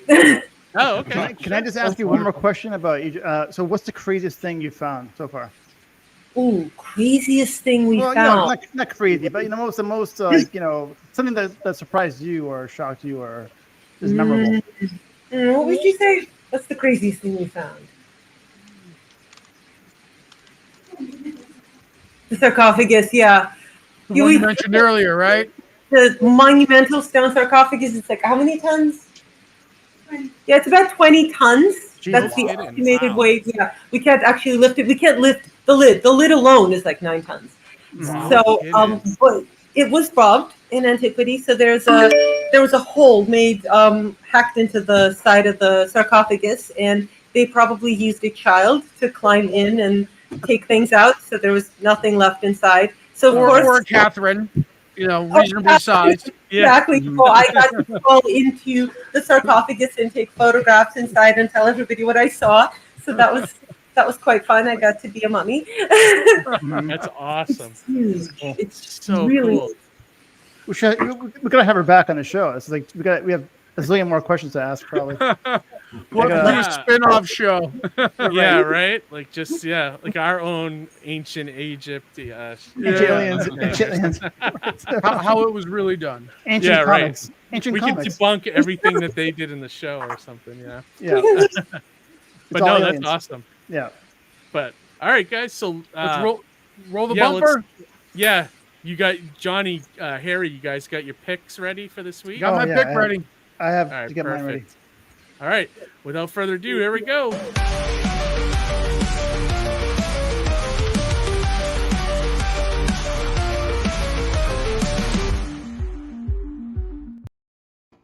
Awesome. Who would like to go first, Harry or? I went first last time, and plus I'm not ready. So. All right. So Johnny, you want to go first? So you're gonna take off, Catherine. Okay. Bye. Thank you so much for having me. Thank you, Catherine. It's so good to meet you. It was so nice to meet you. Nice meeting you. Bye. Thank you. Have a good day. Support Napoleon Starship. Bye. Yes. All right. Okay. Perfect. So. All right. So go ahead, Johnny. I almost by default want to say Napoleon Starship because man, what a wild episode! Like that was just. I was so it's the thing is I blindly backed the campaign because I follow Wayward Raven. So as soon as they launch something, I'll it'll notify me. I back it right away because I want the early bird, and I want to sell. I don't want to miss out. So I didn't even look at the campaign. I was just like, "Yep, I want it." So it was such a surprise to find out so much about Catherine on this episode. I thought it was so fantastic. So yeah, love you, Johnny. Thanks, man. But I'm actually going to throw my vote to my same as last week because he needs a little bit of a push. It's Advent Dark. It's the book I worked on with Jared Brown from Darkstream Studios. You have it on your share screen? I have it ready to go. I'm about to present it right now. Give me 1 second, guys. So if we're going to take a quick look at Advent Dark, here's the campaign page. So basically, this is kind of like Hellboy meets X-Files. The main character, Danny, is this alien warrior chick. She's kind of like our Hellboy, and she works with a government organization where they go and they kind of clean up, supernatural things or, alien things. Basically, almost like Men in Black, almost. A little bit like Men in Black as well. Yeah, same kind of idea here. Jared P employed a whole bunch of awesome artists for variant covers. If you look here, you got Zach on our left-hand side who did this awesome cover. And I wrote it, but it's done in the Marvel style. So basically, it's all Jared's story. It's all his artwork. He gives me the outline, he gives me the artwork, and then I kind of just fill in the dialogue and help kind of, I know, boobs, right? Jared loves those titties. I'm telling you. He does. He's old school. He is. So in his notes, he gets eaten by one of these like busty female characters. And he wrote, "I'm a snack," as his note, because he's a cameo in the thing. And I go, "You just wanted to write that you're a snack to a busty female, you prevert." But there's the link to Advent Dark issue number 4. You get all 3, right, in the campaign as well? Yeah, absolutely. Yeah, so you can get all the back issues to kind of bring you up to speed. And I also worked on this as the letterer. I've completely forgot to mention, but yeah, Keith did the lettering on this. I kind of recommended Keith because he did such a great job in all the other work that I kind of gave him. So yeah, I mean, if you like sci-fi, if you like Hellboy, if you like kind of like cheeky, like boob comics. Yeah, boob comics. This is kind of it. Cheeky booby. Yeah, exactly. He's got 3 days to go, and he's just shy. So yeah, but another thing you can mention no too, risk either. Yeah, so the book is finished, and he just needs money to print it, and so you'd get this really quick too. Yeah. So the turnaround times like that. So that's my pick for the week. All right, perfect. I guess I'll go second this week, Harry. Okay, sure. And my pick is a comic that's a favorite of mine that I think they're doing a new issue here, but is Sync 1 through 15 Just Desserts Deluxe Edition. I love this series, especially if you like horror. If you guys have ever read this, it's by John Lees with art by Alex Cormack, who is from our neck of the woods. John Lees is also from the UK, I believe. And it's really, it's done in like the reason I like it a lot is it's horror, but it also has like story elements, much like Pulp Fiction, where stuff will happen in one issue, but you'll see a different angle of that story in other issues. So it's like all kind of connected, like a Sin City too, like that kind of storyline. And Alex's art, like, I mean, it's so cool. I love he did such a great job. He does. I love the clown characters. Like, so one of the storylines is these clowns just show up in vans and they'll just take you, and like and it's just these creepy like zombie clowns, and it was just like such a great like it's I've got the first issue of that somewhere. I think I picked it up at New York Comic Con a few years back. So have you read it, Mark? Have you read it? I gotta find it. It's been a while. Like, I remember reading the first issue, and it was cool. The artwork's great. I mean, I was talking to the gentleman who created it. I mean, he's a Comics Tribe guy, and great stuff. Absolutely. Yeah, I think it could be one of their most successful series. Like, I keep seeing it. 15 issues is nothing to sneeze at either. It's crazy. And so I love it. So my recommendation is this Sync. I'm going to share the link in the chat here for anybody who wants to check it out. If you're looking for a nice horror series for Halloween, check out Sync. And that is my choice for this week. How about you, Harry? Well, it's funny you picked a Halloween themed thing today, because I have one also. Okay. Because due to the Christmas in the air this week, or tonight actually, it's gotten cooler. Okay. Let's see here. Let me try to share this. Christmas in the air. Right. Well, not Christmas. I think what you're feeling in the air is pumpkin spice. That's Harry's code for cocaine. So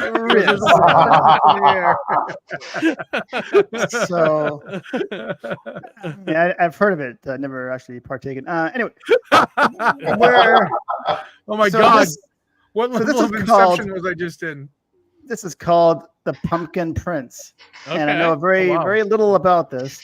Okay, I know that the creator and artist is someone called Missy from Just Call Me Insane. Not sure. So it looks like it's 43% funded.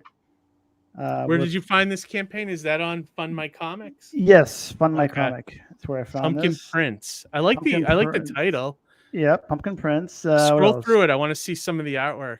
Yeah, there are some. Yeah, hold on a second. It's down here. Oh, Harry, cool. I do appreciate that you advocate for the obscure funding platform. Yeah. Place. Well, like, I mean, like, yeah. I figured it's cool, you know. You I to like look that. at. I like that a lot. So like, yeah, it's a. Oh, sorry. It's a 36-page book with black and white interiors. And the first issue, this is it here, will be introduced to two magical characters, the Fall Spirit and the Pumpkin Prince himself. So here are some of the interiors here. Yeah, it looks interesting. You know, Halloween's around the corner. Kind of. Yeah, Zoop. I haven't looked at Zoop. Roland's saying, what about Zoop? I'll have to look at them and see if what they got for campaigns going. And this is the link to the Pumpkin Prince. Amy has it in the chat. Okay. But yeah, no, it looks pretty cool. So it's definitely a horror. Is it like a all ages thing, or is it? Yeah, I think it's all ages, kid friendly type book. Okay. Nothing too behind that. Nothing too scary. No clowns in this one. Yeah. Clowns scare the hell out of me. Is definitely not all ages, but if you like horror stuff, it's definitely worth checking out. Yeah. Yeah, it looks kind of fun. Yeah. So this is your recommendation for this? My recommendation for this week. Yep. All right. My 1 year anniversary recommendation. Recommendation for a nice Halloween horror pick. That's awesome. I love it's it. a great precursor for Halloween, right? Yes, perfect. Yeah, it's like a little appetizer before you get to it. All right, perfect. So with that being done, let's move into our self-promotion segment, and we will talk about Wicked Comic Con.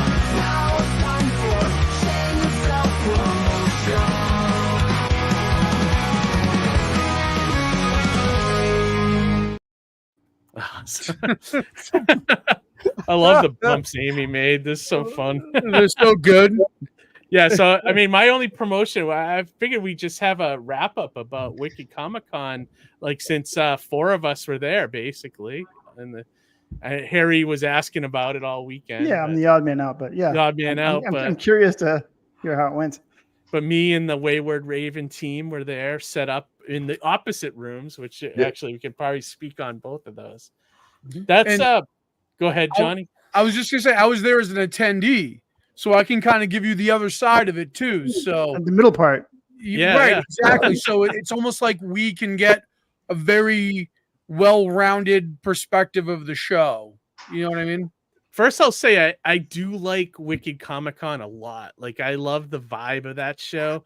It's all comics. There's very little in the vein of celebrity stuff, like I think, but even their celebrity stuff was very comic centric, like the X-Men 97 voice actors, and a lot of great comic artists and creators.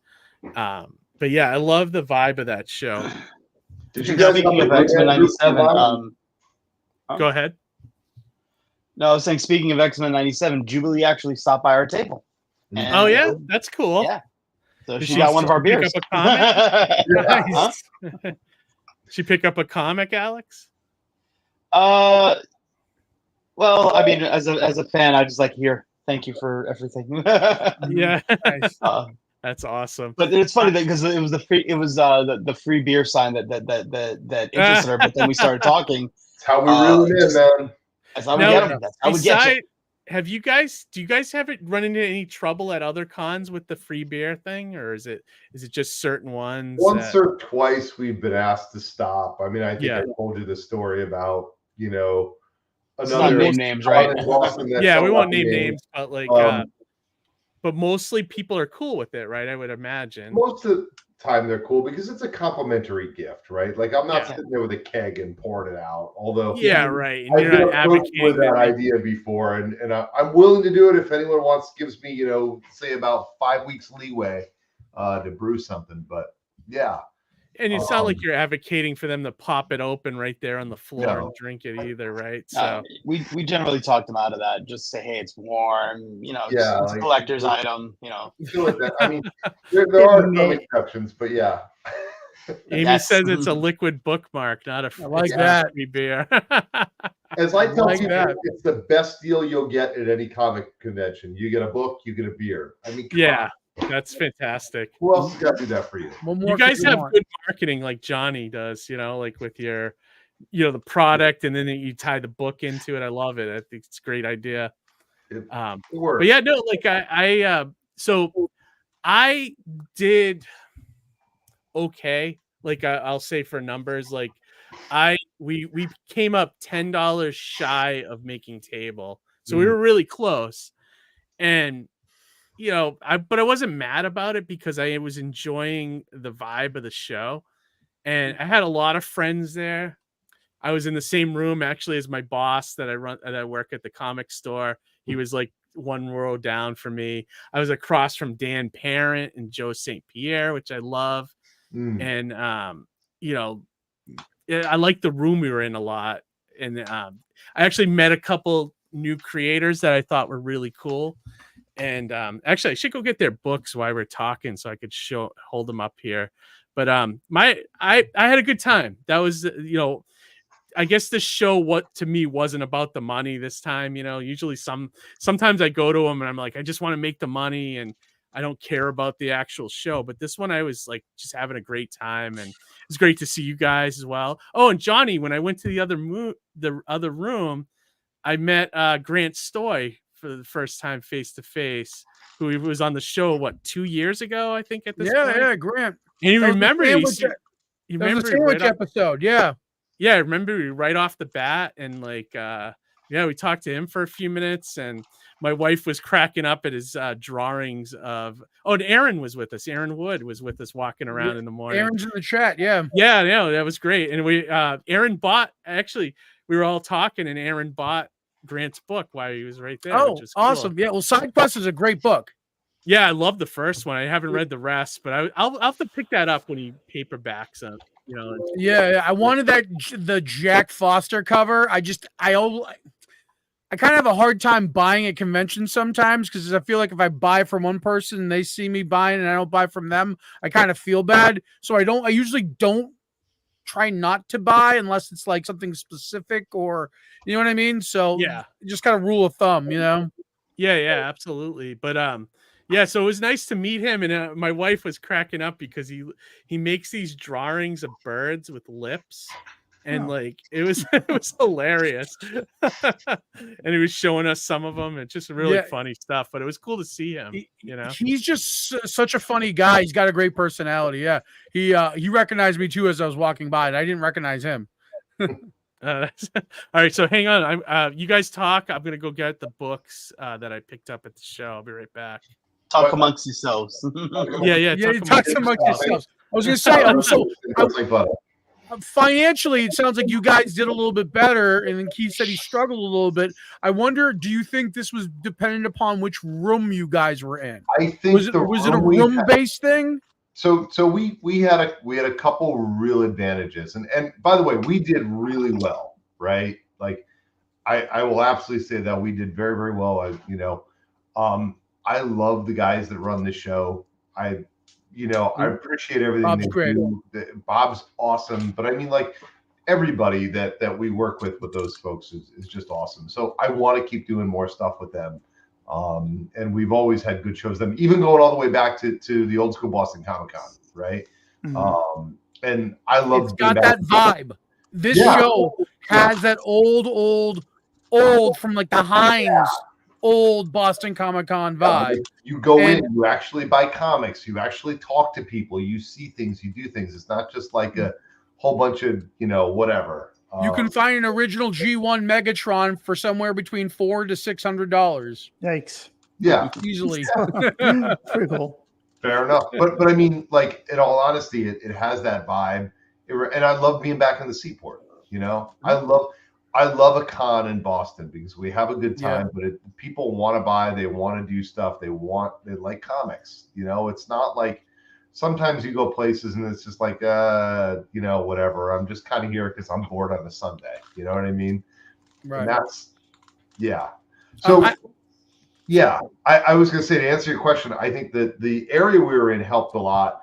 but also like just having that kind of end cap and things like that. That's whenever I can get one of those, I always shoot for it, you know. End caps are nice because you when people go around that corner, there's nothing else to see but you guys, you know, which is that's always a benefit of having one of those. Love those. Especially because it gave us a good placement of like, you know, the books on one side and the prints on the other side, so we were able to do a bit of wraparound with that. So I think that room is the room to be in, the room that you guys are in. You know what? We had a good setup too with you know, credit to Steve for thinking of it, and then also credit to Alex for pulling off some amazing artwork. But his marble Jesus right there front and center for people walking in. Oh, that's funny. So what was the image like? Oh, it was it was. Do you have one handy? I can give me a second. I can fire it up. Oh, it's great, dude. It's fantastic. Like Amy did one on Friday night when I went Jesus. through. Yeah. Amy did the was it dog pool, the ugliest dog there. Oh man, that's awesome. I didn't even think about that. Yeah, the print came out great. And I think everybody that saw that movie was like, ooh, you know, like jumped on stuff. Like I saw Mike Doherty had a head pool and a dog pool cover, sketch cover for sale. So yeah, that stuff was great. So yeah, I had two new prints for the show. So, but the clear winner was the Marvel Jesus. Oh yeah, we came really close to selling out of them. That was awesome. Wow, really? I want to cool. see the image. That's great. Yeah. Great idea. It's a really awesome dynamic image for sure. Yeah. Let me see if I could share the link. Yeah, definitely. You could just present, couldn't you? Yeah, you could present. You could share your screen if you want. Oh, sweet. Let me just do that. Don't tell him that. Now he's going to take over your whole thing. I mean, everything. He's like, I could have done this the whole time. She cracked the code. Oh my god. I'm invincible.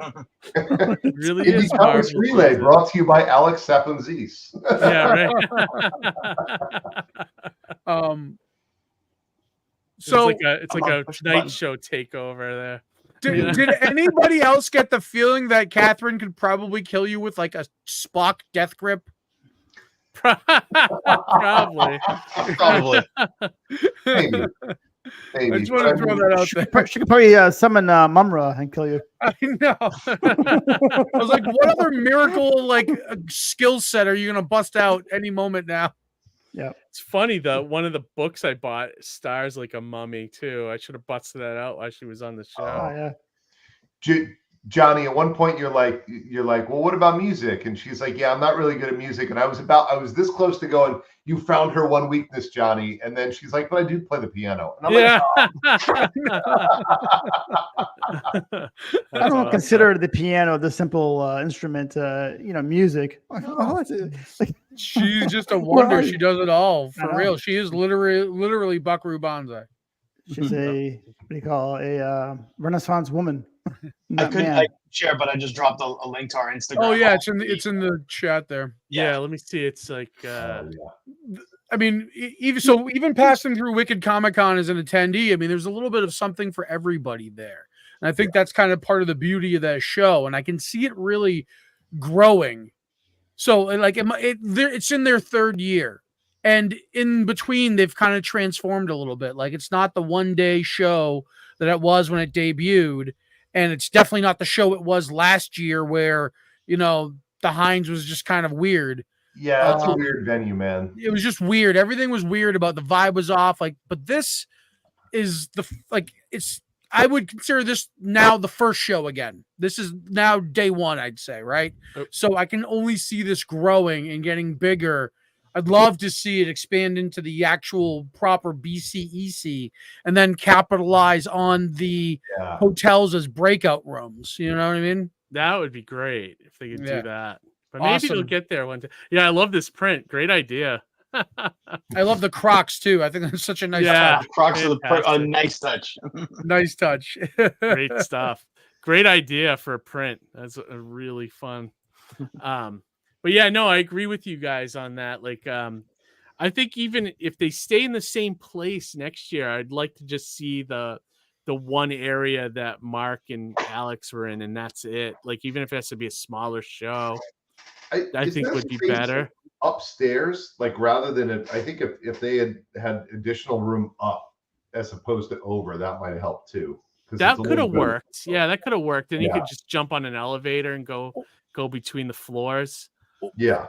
Or more specifically, like just more direction to the Galleria. Like I had no idea where the Galleria was, and I really had to be directed there. Like I had to ask around. Well, most people won't take the time to ask around. So like you really need a show map. You need there's few little things that need to be done, I think, just to kind of help boost the show. Make sure like definitely some type of like online map, guidance, even videos, instructional videos, like not to make it seem like a base thing, like where people don't understand, but still like it just helps people navigate that venue and getting around and seeing everybody and seeing everything, Yeah.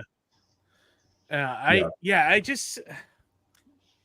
almost think they should go back to a one-day show again, or like you said, move to the BCC and try to make that work. But I don't know. I think it's got to grow to that point. I think it's kind of like, we're in growth stages, right? So, it's still kind of expanding, and I can see it getting there. It's just a matter of, taking time. You can only do it once a year. I think any more would be too much overkill. So, but I think it could be that event Comic-Con that all of Boston wants to go to again, like the way Boston Comic-Con was. Yeah, and the way Fan Expo murdered. And I'm not afraid to say that. Yeah. Hey, Dan, what's going on? More Mighty Mascots. Thanks, man. I appreciate that. My wife said plenty of people in the Galleria were asking me where to find the ballroom. I was the unofficial information booth. Oh yeah, Amy hated that. Doing the Lord's work. But they had put it wasn't supposed to be empty. There was an empty table next to us. And we thought it was part of Arthur Sordam's setup, but it wasn't. And then about an hour into the show, I just finally said, Amy, take this table over, and she did. So we ended up having two tables, which was kind of nice. But that helped because it broke out her sales a little bit better, though, right? Yeah. Also, and the other thing too is I moderated my first panel, which was also another thing that was like crazy about this show was like the panel rooms were in a whole other area, on top of the two big rooms, the three. I didn't even realize there were panels. Wow. Yeah, there was, and it sucked because the one we did was literally at 11 a.m. on Saturday, so it's like literally the first panel of the day. They still didn't even have the sound set up yet, and that kind of sucked. But so we had to project, but we had about 20-30 people in there, and it was an all ages panel and all ages comics panel, and it was really fun. And I moderated it. I gave George filmed it, so hopefully it came out good. So I'll have to get that footage from him and put it on our channel so everybody can check it out. But we had some good creators on the panel. There was Todd DeZago, who created Telos, and he worked on Impulse, created Young Justice. We had a guy that worked on the Avatar graphic novels that based off the Nickelodeon cartoon. We had Tom Snagowski and Gene Archison, who worked on like Young Hellboy, and they work on Vampirella and things but they do a lot of all ages stuff.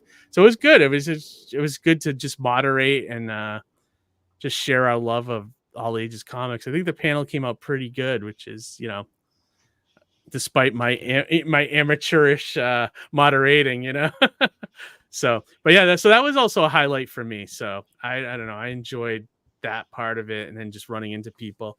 And then let me show you these books that I actually got from the show.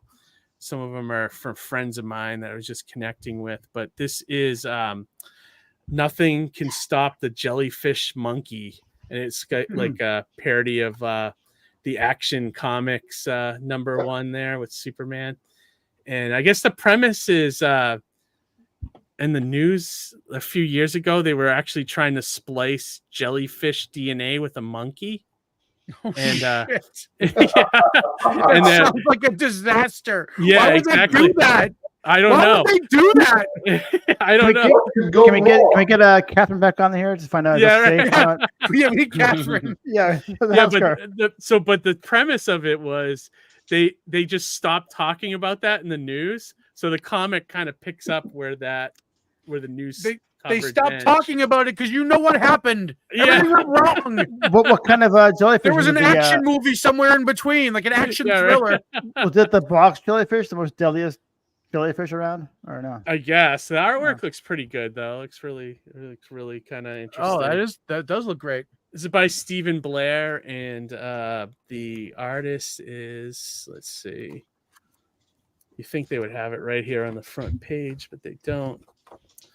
I'll shout them out in the description of the video, but yeah, good stuff. It looks fun. And then I also stopped after the show to Tom Snigowski and Gene Arkerson's table.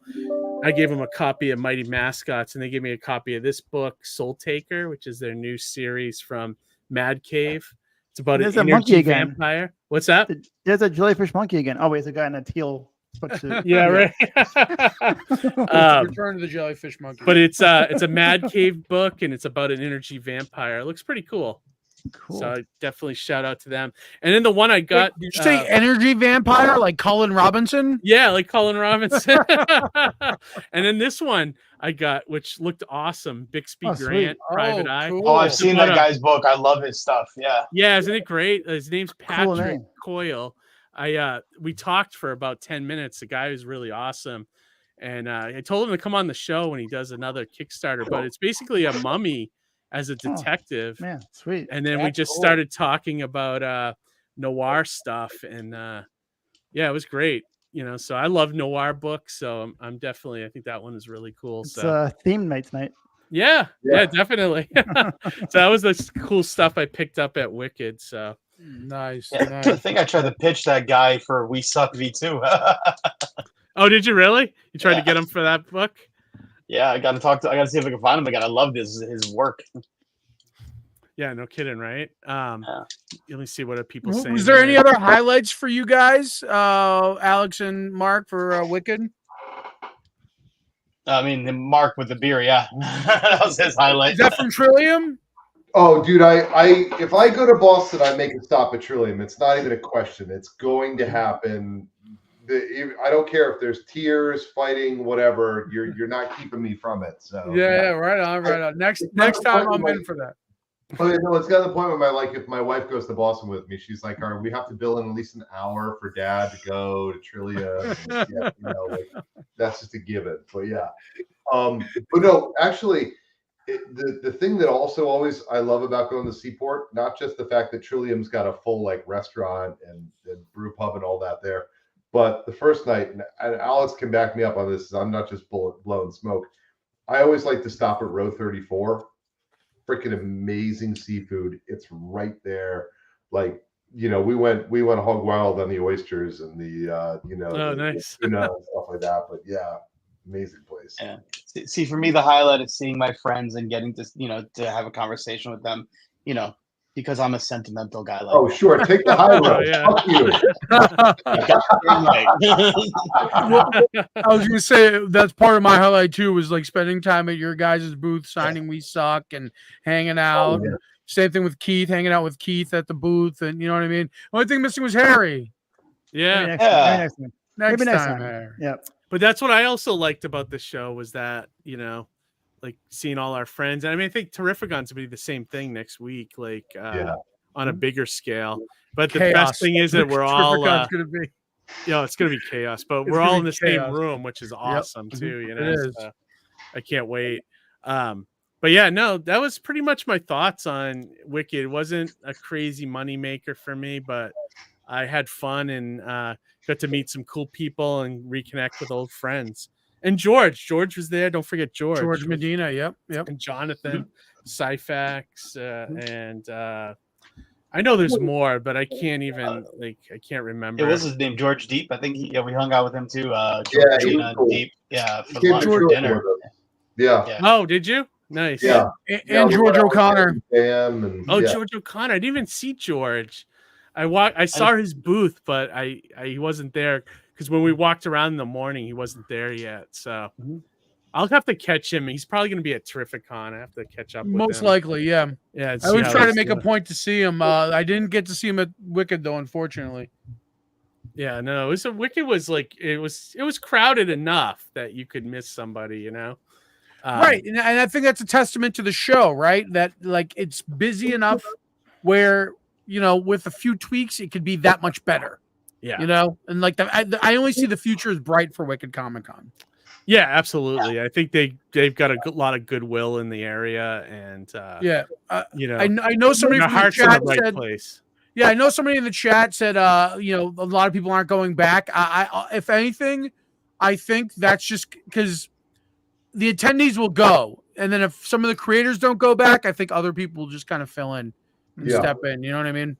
Like Shark Teeth. Yeah, Amy loved Emily and Jeremy Druin's Kids Comic-Con Plush Dragon debut that they had. That was pretty cool. It was a nice, really cool plushie that they made for their Kids Comic-Con to sell. Nice. And it's got like an adoption tag and everything, which is kind of fun. That's cool.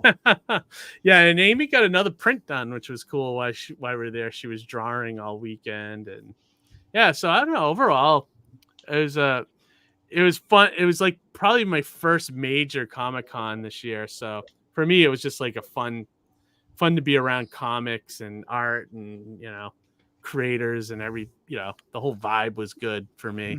Right. And, like I even said it to a good friend in San Diego. It was like, if you're lucky to be here, why be miserable here? Yeah. Do your best to just kind of like,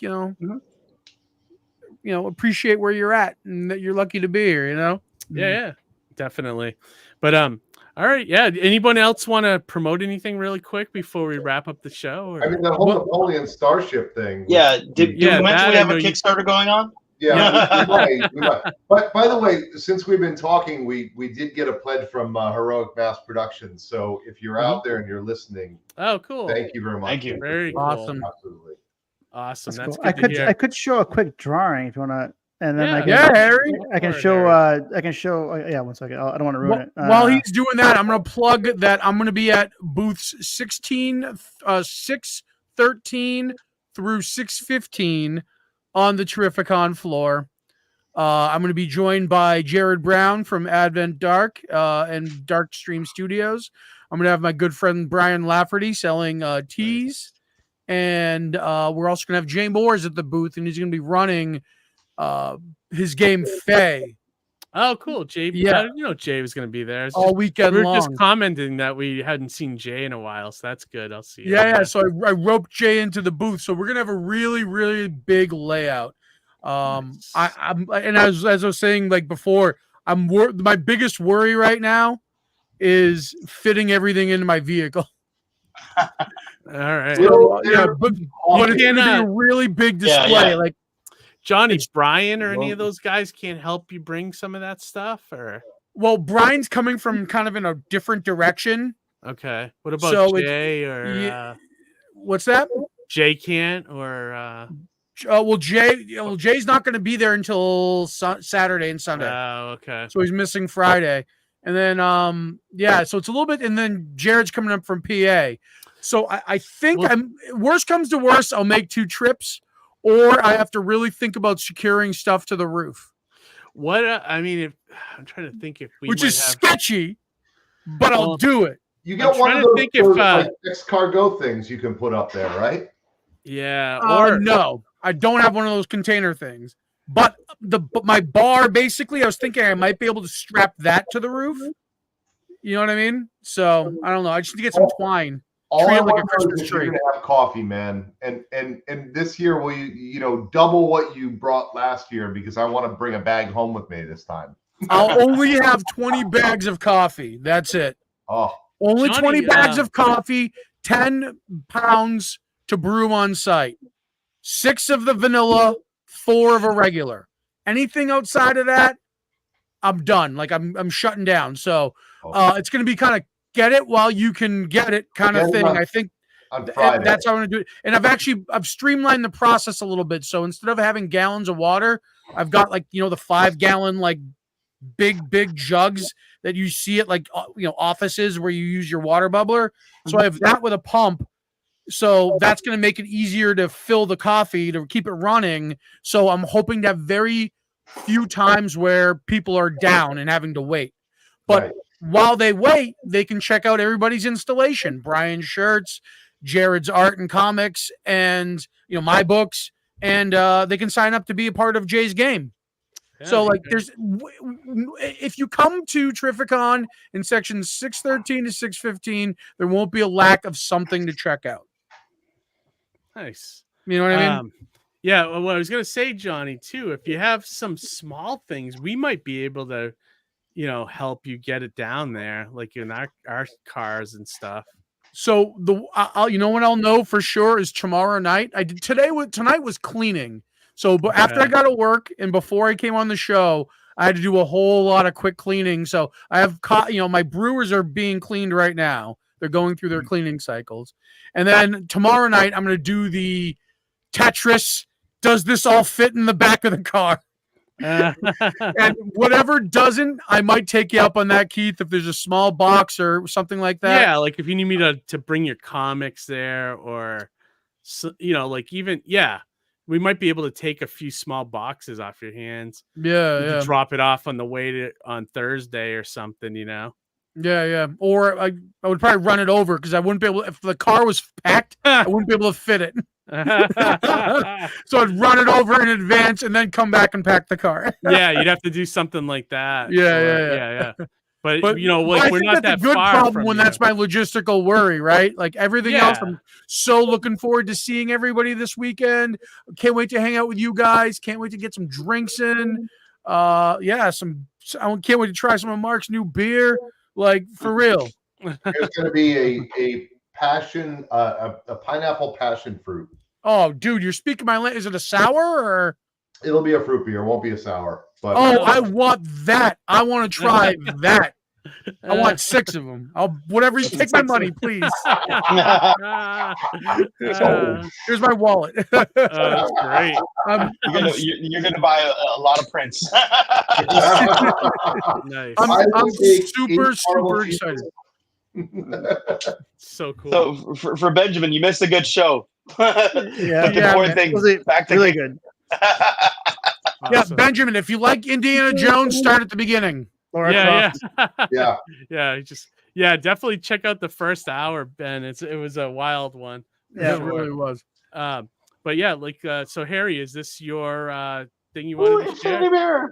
So this is promotional stuff, for my side work that I do. I did this like a while ago. They asked me to take this ambulance here and draw it into more a cartoony, for something they were doing. This, EMS people here. So here's my rough sketch.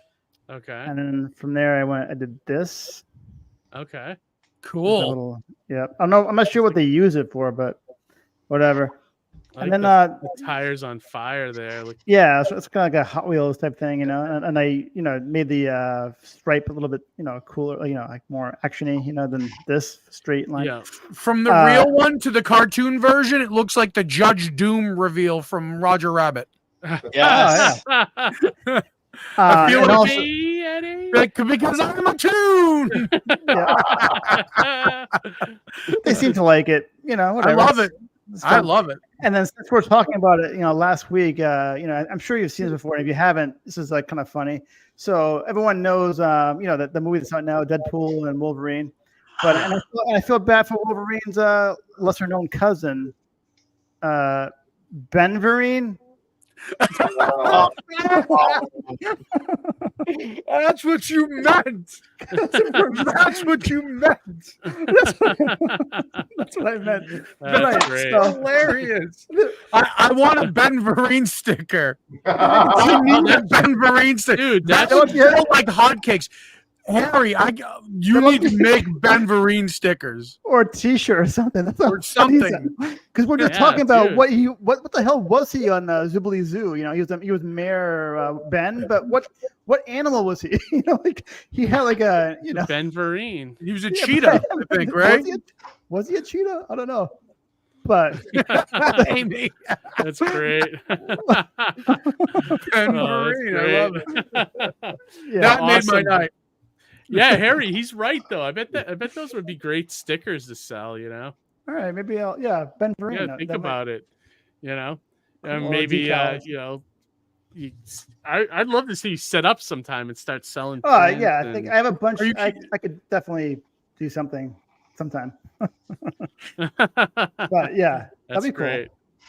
And Ben said, "Uncle Ben Vereen." Uncle Ben Vereen.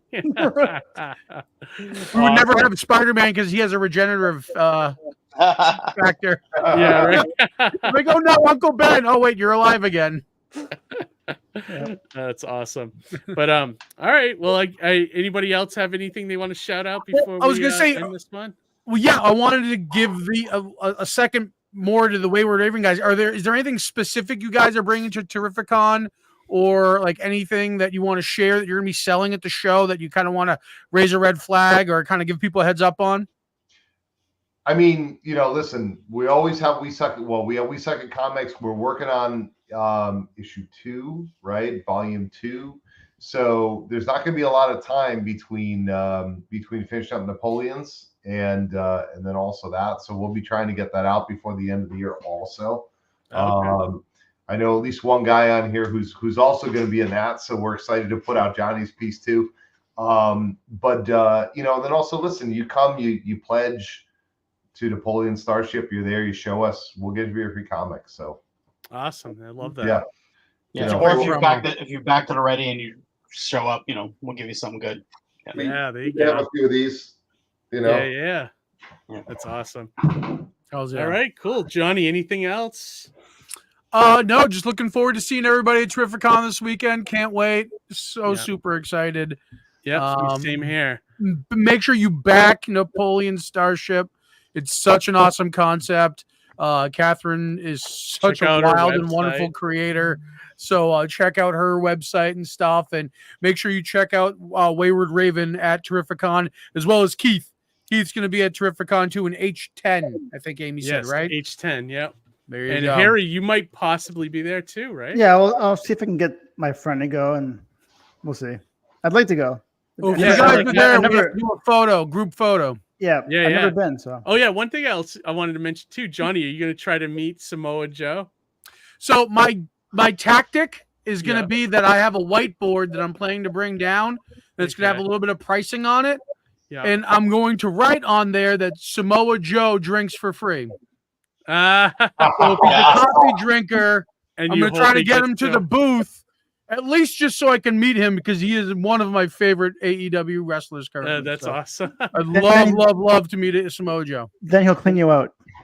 He will. He'll take you up on your arm. He can knock me out on the floor. I'll be happy. I don't care. Nice. I might shoot over and try to meet Matt Ryan, because I love him as Constantine. Yep. He's one of my favorite comic book characters. So I'm like, I might shoot over there and try to meet him and at least get a selfie or something, But we'll see. We'll see how the day goes. Did you see that Lou Ferrigno was at SmackDown this last week? Was he really? Yeah, for some reason. What was he doing? Shaking people down for autographs and signed pictures? I didn't see it, but I just saw a quick little video of him. His hair, he's gone all white now with his hair. He's like, let it go finally. He's like, oh, did he? Oh, wow. Yeah. So interesting. Different look for him. But all right, everybody, we're gonna end this one. Come and visit all of us at Terrificon this weekend, possibly Harry, and read some comics. On this special mummy related episode. Back it's Napoleon Starship, and check out all the other offerings from Wayward Raven, and then come see me and Johnny at Terrificon. Get a coffee. And Wayward Raven get guys. some Surrounded by Death. Then come over, get some Mighty Mascots. Then go over to Wayward Raven, get some books there, and get some beer. Your whole some beer. Yeah, chase down that coffee with the beer. Yeah. All right. Or get the All beer right. and then sober up with the coffee. Either way, there it you go. works. Awesome. But all right, everybody. We'll have a great week, and we'll see some of you guys at Terrificon. Good night, everybody. you. Be Appreciate it. excellent.